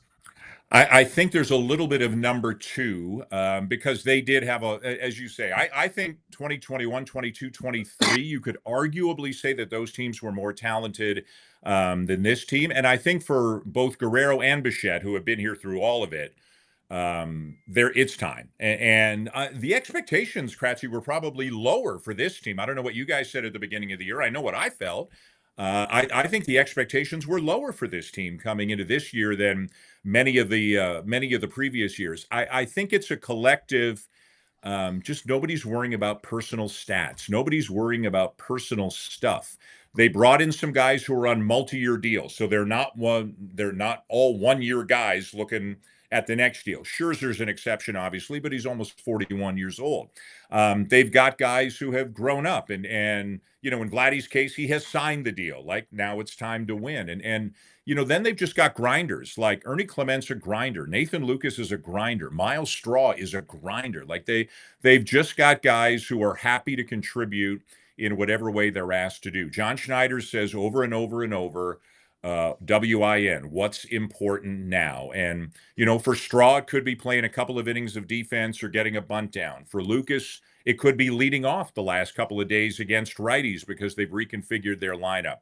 For Jeff Hoffman, it could be pitching 4 times in 5 days and getting the save all 4 games because so many other guys are down because they haven't gotten enough innings at times out of the rotation. There's just a collective, a real close bond in that clubhouse where they want to do it for the other 25 guys.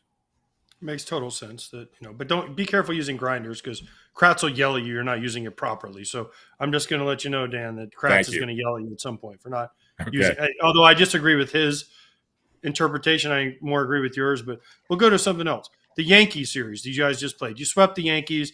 The Sportsnet guy had the broom and it started a fight with Michael Kay. And was that the feeling of all the Blue Jays fans after that series is, wow, we swept the Yankees for 4 games. We went in there, we took over first place. Now they have a little bit of a lead.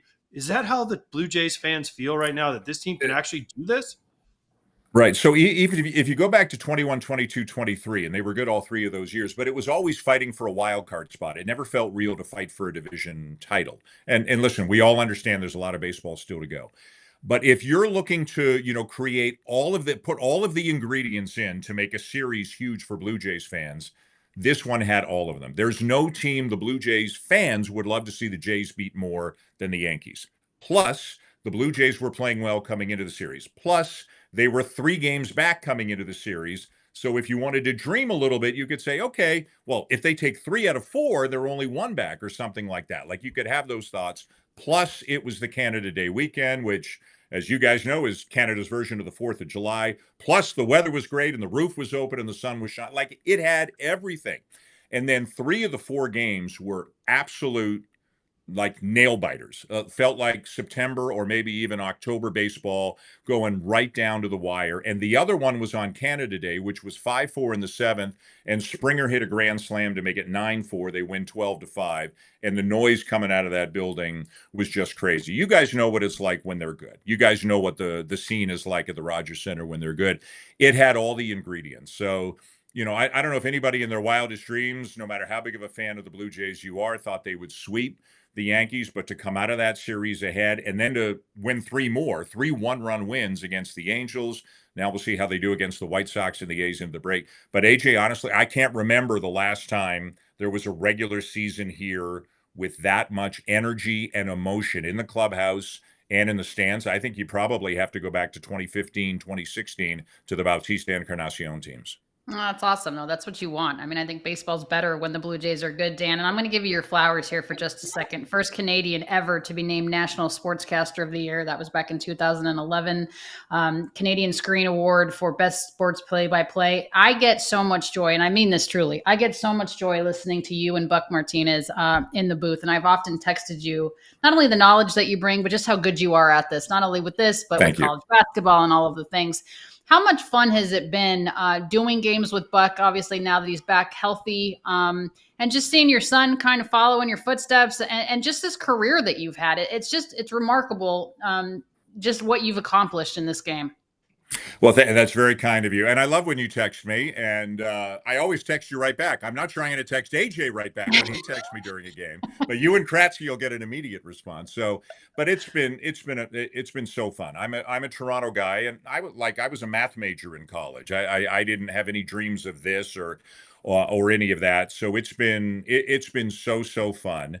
Buck is actually off for a little bit right now, but we're going to have him back, we hope, very soon. So, you know, to work with Buck, or now to work with Joe Siddle, who I work with a lot, as well, is great. And then to have my son Ben in the business as well. He's the radio announcer for the Blue Jays, so he's like just one floor down in the Rogers Center, and he helps me a lot. He's smarter than I am, and his prep skills are better than I am, and he helps me understand stuff that the old man can't understand sometimes. So that's all great as well. But, you know, being from Toronto, I mean, my whole family, Blue Jay fans, and so many friends, and I'm hearing from people now, Alanna, that I haven't heard from in a while, because this team has energized the fan base. Like you guys were saying before, you know, they underachieved in some of those years. They should have been better. They should have gone deeper, that sort of thing.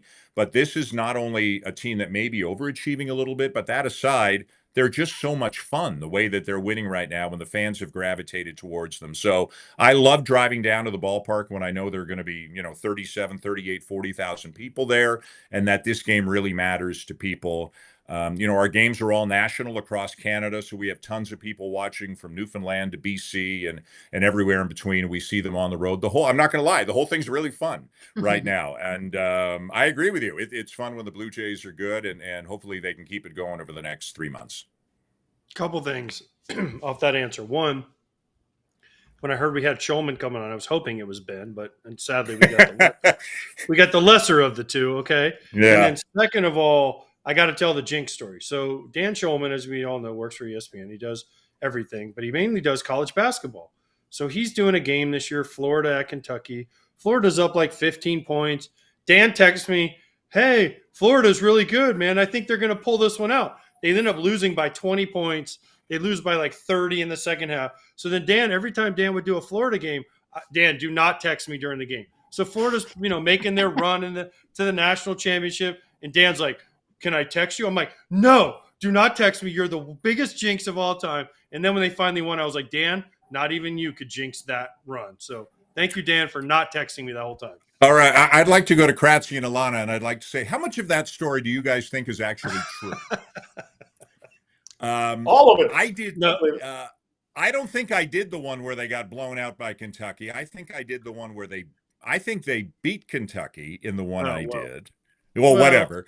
And then, do you remember the SEC tournament in Nashville? All those games. I do. Do you remember who won the tournament? I do. Do you remember who was calling the games? I don't. guys, you're either with me or choose your sides here. Pick your team carefully here. Oh, I mean, that's a given. I'm on hashtag Team Shulman all the way. Don't let the facts get into the way of a good story. Never. By the way, AJ. Hey, what the congrats heck? on the national championship. It was really cool. I got a chance to do a bunch of their games, and it was a really cool story. What a team! I mean, what a it's a team that I don't know at the beginning of the year everybody thought they'd be good. I don't know if people thought they would be that good, but in AJ, you watch every game, so I know you know this.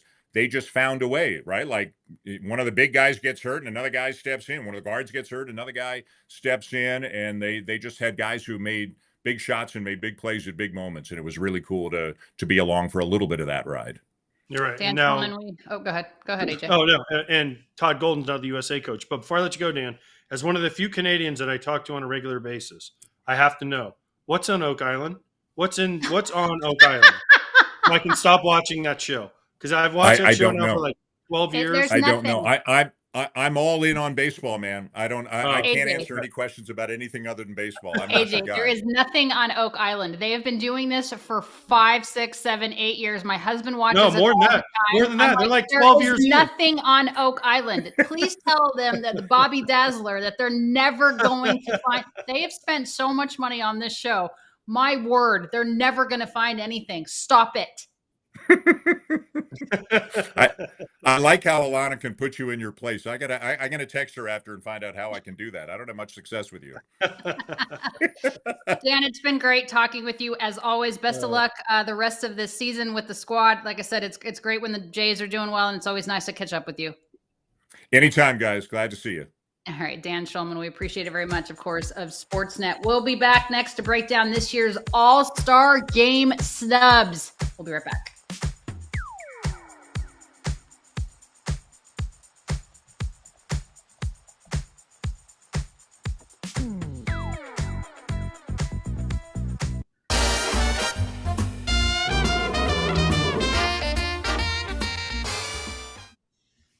All right.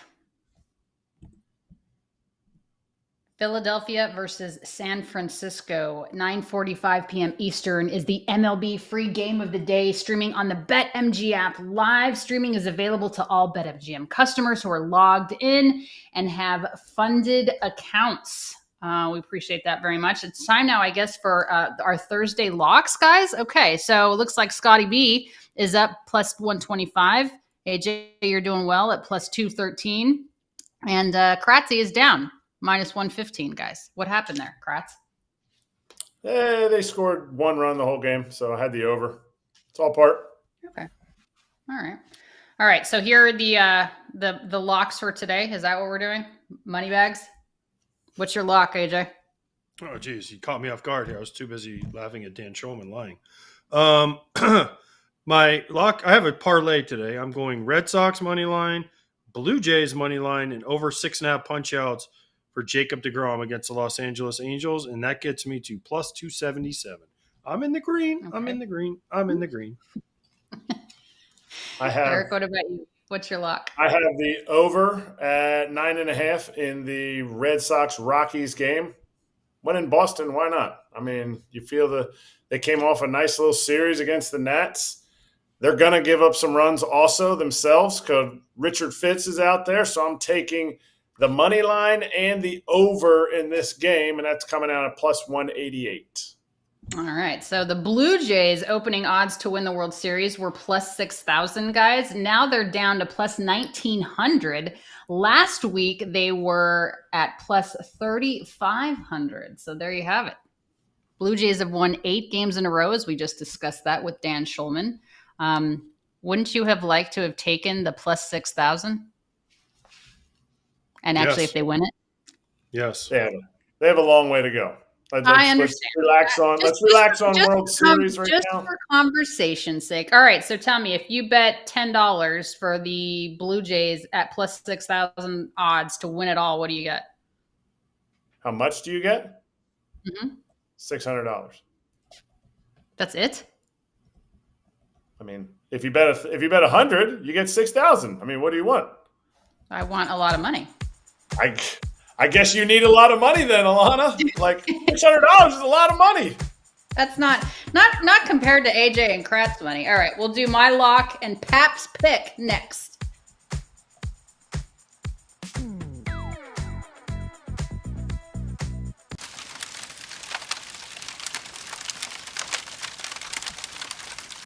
Okay, this is always a topic of conversation every single year, guys. There's always people clamoring that their guy got Hold on, snubbed. Dan What? Shulman apologized. He just texted me.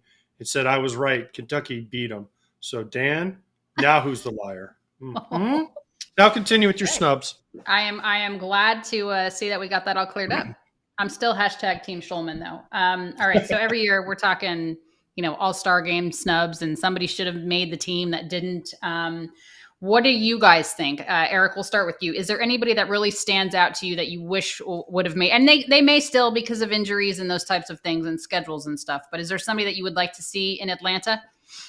I mean, there's a lot of guys I'd like to see, but there's one guy that deserves it. I think it was like since 1936, no player that was leading the league in RBIs didn't make the All-Star team. Seiya Suzuki not being on the All-Star team is a travesty. It's not like he wasn't good. Last year he had like an 836 or 846 OPS, something like that. And he just continued it. He has been one of their most consistent hitters. I get it, Kyle Tucker, he's the aircraft carrier, all that stuff, but he's been one of the most consistent hitters throughout the entire season, and he gets snubbed. And in an interview before the game yesterday, PCA said this guy may be one of the most sneaky athletes that people don't know about. Clearly, other players don't know about him because the players missed on this one. Seiya Suzuki should be an all-star. Yeah, I mean, I do agree with you there. I mean, Chad Jennings from The Athletic, notable snubs in his opinion. Trey Turner, Rafael Devers, which I don't know about Devers. Juan Soto among notable misses. Seiya Suzuki deserves it. But this just goes to show you, though, it's so much more about voting, is it not? I mean, John Heyman with the tweet, Julio Rodriguez made the All-Star team over George Springer and Joe Adele. As usual, fans do a better job voting than the players do. So, I mean, that's part of it, right? You got to vote for them. But yeah, I mean, but maybe Dave Roberts puts Seiya Suzuki on there somehow if there's an injury. Yeah. Michael Busch to me is a big one too. He's got a 950 OPS too. So Michael Busch deserves. It's tough. I mean, the Cubs have a lot of guys that are having great years. So Michael Busch to me is the big one on that list. Narvaez, I mean, listen, I get why the guys who made it in the American League made it. You're not taking Cal Raleigh off that team for sure. So, and then from there. And so, I mean, to me, Michael Busch is the most obvious one, but then who do you take off? Because I know Alana's going to say Andy Pages should be on the team, but also I think the Mariners, Rosarena should have got the nod over Julio Rodriguez. Julio Rodriguez is OPS is in the like 117th or something like that in all of baseball, and he made the All-Star team. Listen, Julio Rodriguez is a great player, but he shouldn't have made it this year. He's having a bad first half. So there's you can always do this. Now, listen, pitching is the one thing where you can always make changes because Chris Sale's already on the team. So like a Framber, Valdez, and some other guys that need to be there will get on it because of guys pitching on Sunday. But to me, you got to look at the position players. And to me, the biggest snub other than Suzuki has got to be Michael Busch. People are going to bring up Juan Soto and be like, well, how can you not bring up Juan Soto? How do the players not vote?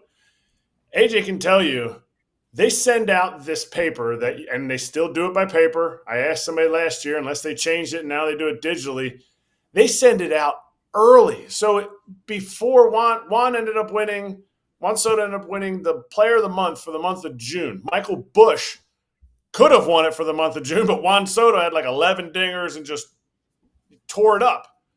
Before all of that happened, some of those votes were already in. It's not like they're voting the day before. They vote weeks before, and so that's why you see sometimes some guys having a hot May, hot April, and players are like, oh, yeah, I've seen him. It's like what's on the top of your mind. So that's why the players miss sometimes. Also, the players sometimes just like, hey, who'd you pick? Mm-hmm. Oh, yeah, I'll take that. Or here, you fill this out. Sometimes the head of travel fills it out for some guys. So it's not the best, but normally they don't miss it by that much. Juan should be in now. I mean, what he's done, but he didn't have it when, in my opinion, when guys were voting.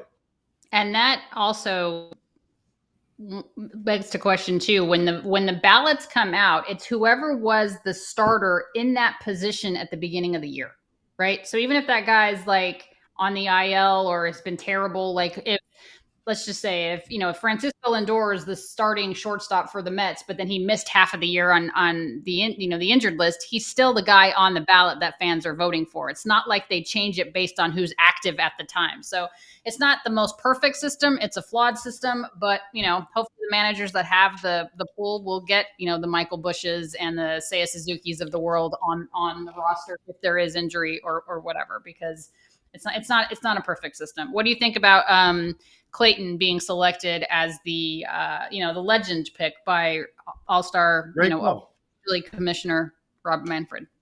It's a right call. Yeah. Good for him. He has this ability. It doesn't affect anything. I don't even know if Clayton will get to pitch, but he'll get to bring his kids to at least one more All-Star game. They'll get to experience it. I'm sure he'll live it up. Hopefully he keeps his shirt on. We love you, Clayton, but keep that shirt on with that dad bod.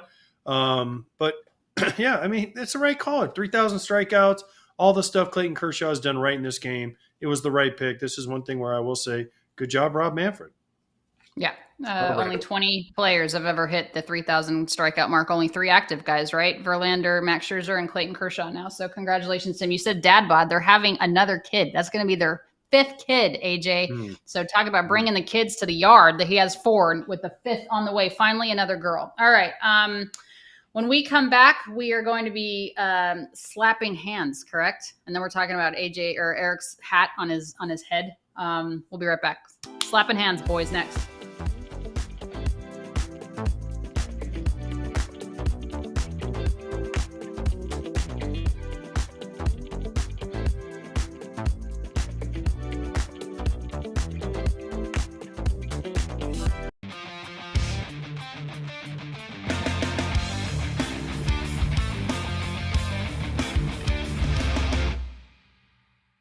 What's up, my beautiful people of FT? It's your boy Parlay Pap coming to you on this beautiful summer day. I'm down here at the house in Mississippi.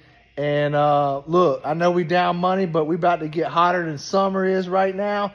And we're going to start off with that by taking the Blue Jays today in the run line at -1.5. It is it's like 105. So we're going to double down on that today. We're going to put 200 instead of 100. And we're going to get that cheese. And we're going to get back in the win column here. And let's get that money, baby. Let's go. I'm obsessed with him, by the way. So I work with Pap on Nesson. We do a show called Unobstructed Views over on Nesson, and it's me and Pap and Jared Carabas. He's a blast.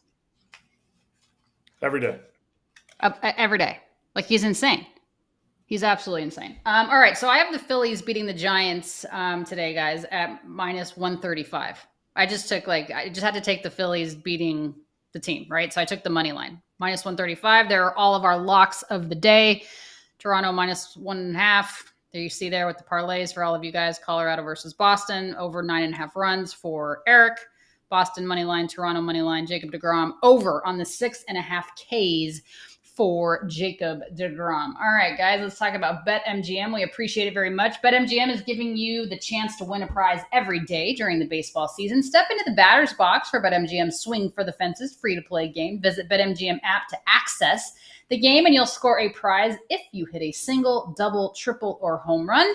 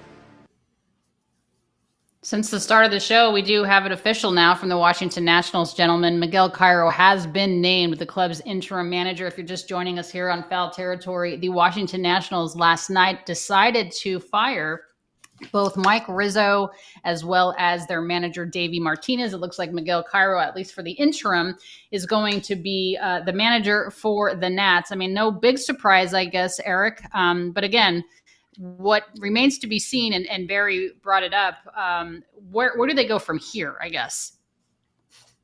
It's more than just the manager, more than just the GM. Where do they go?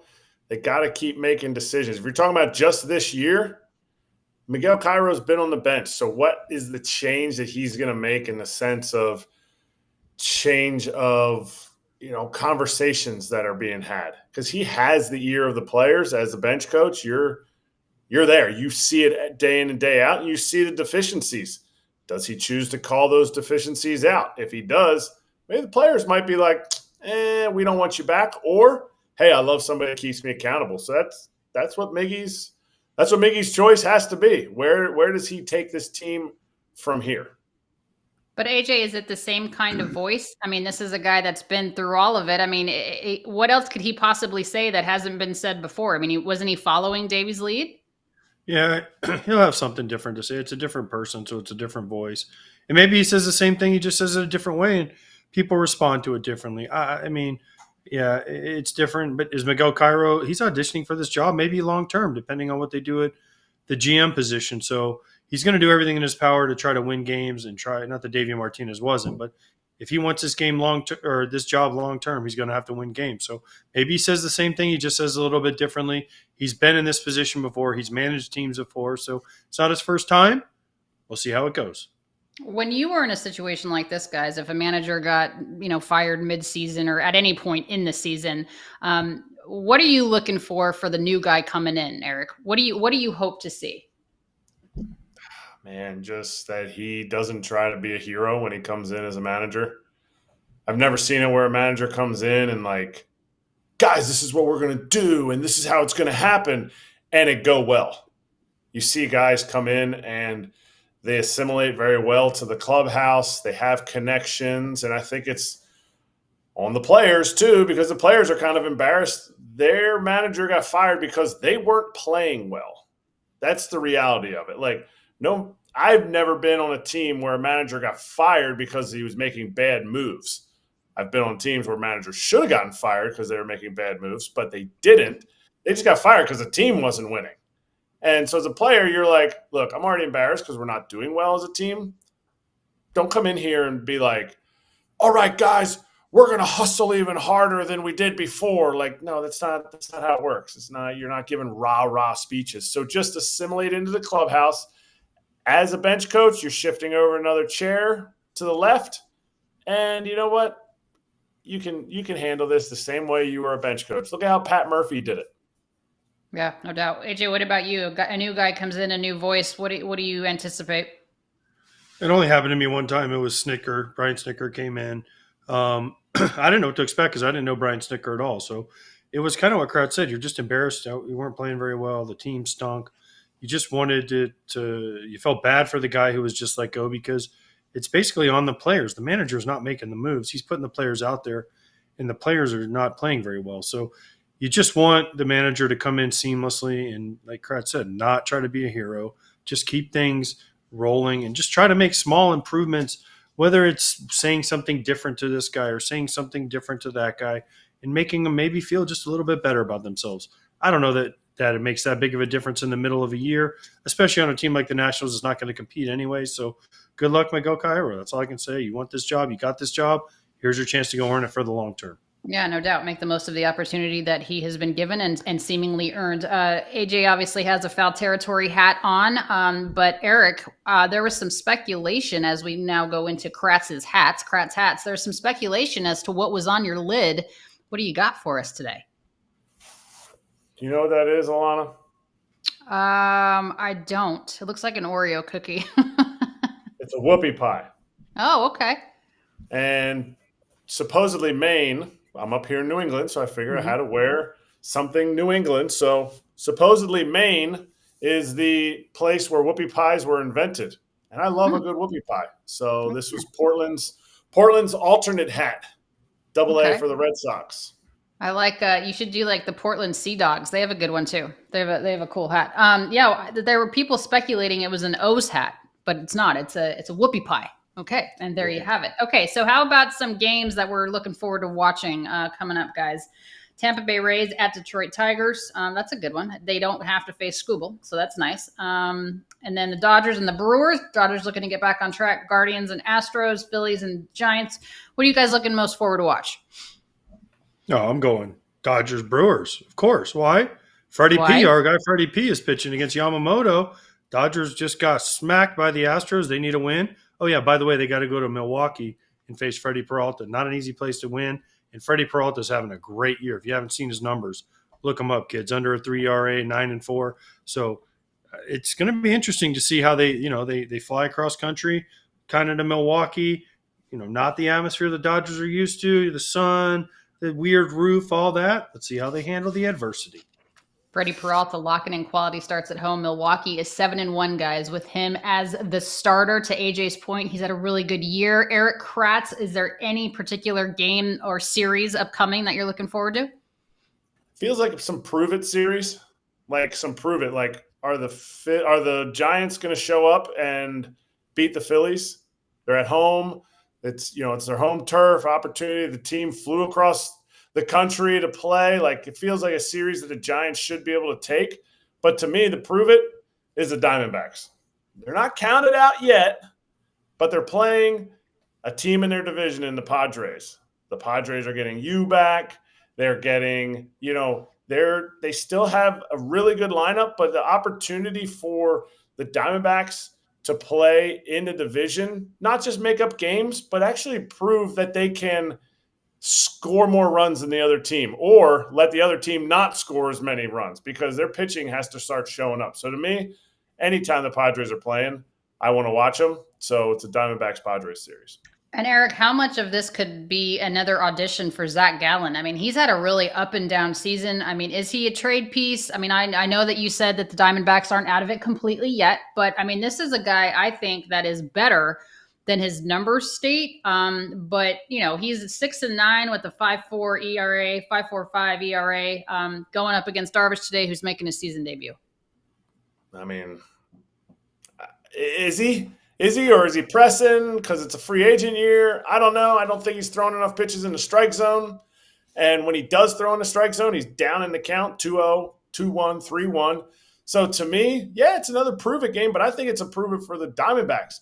Look, you win a series against a rival opponent going into the All-Star break, it's huge because now all of a sudden you're a couple games over 500. Maybe you're not going to sell. Maybe Gallen's not going to go anywhere. They lose.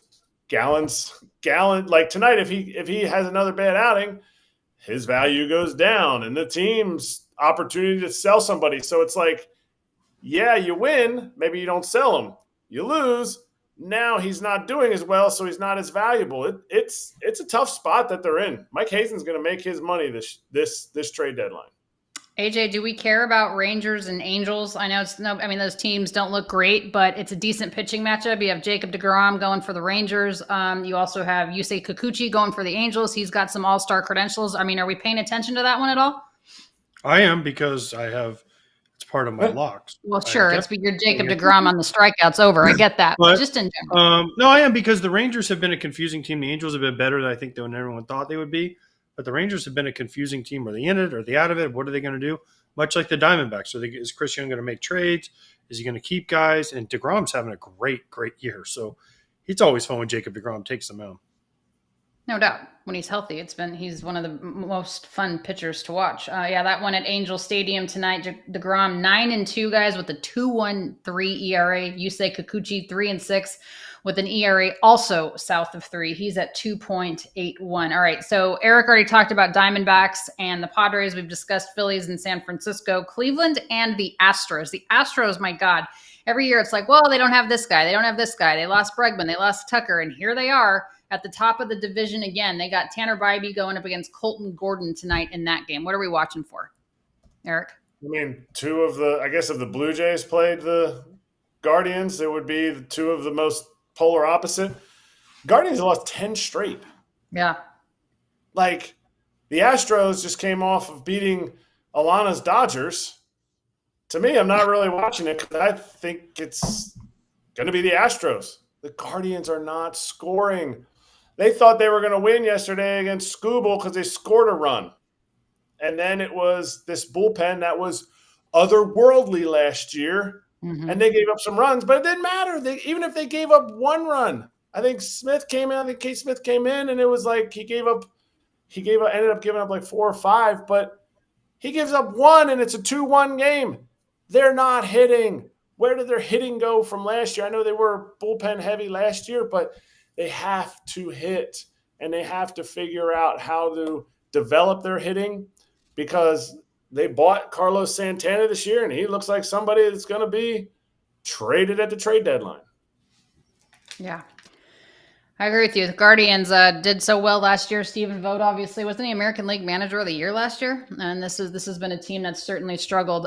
Guys, don't forget, after today's Dodgers territory, catch up on your team's prospects with Baseball America's Hot Sheet and get the best breakdowns from Trevor on May Day. But before we say goodbye, we're running out of time here. AJ, I definitely want you to be able to talk about Bobby Jenks. I know he's a good friend of yours. He was obviously a huge piece to that 2005 World Series team with the Chicago White Sox. Unfortunately, passed away far too young, but please go ahead and talk about him. Well, this weekend was tough for White Sox family. Losing Bobby, a battle that we kind of knew was coming.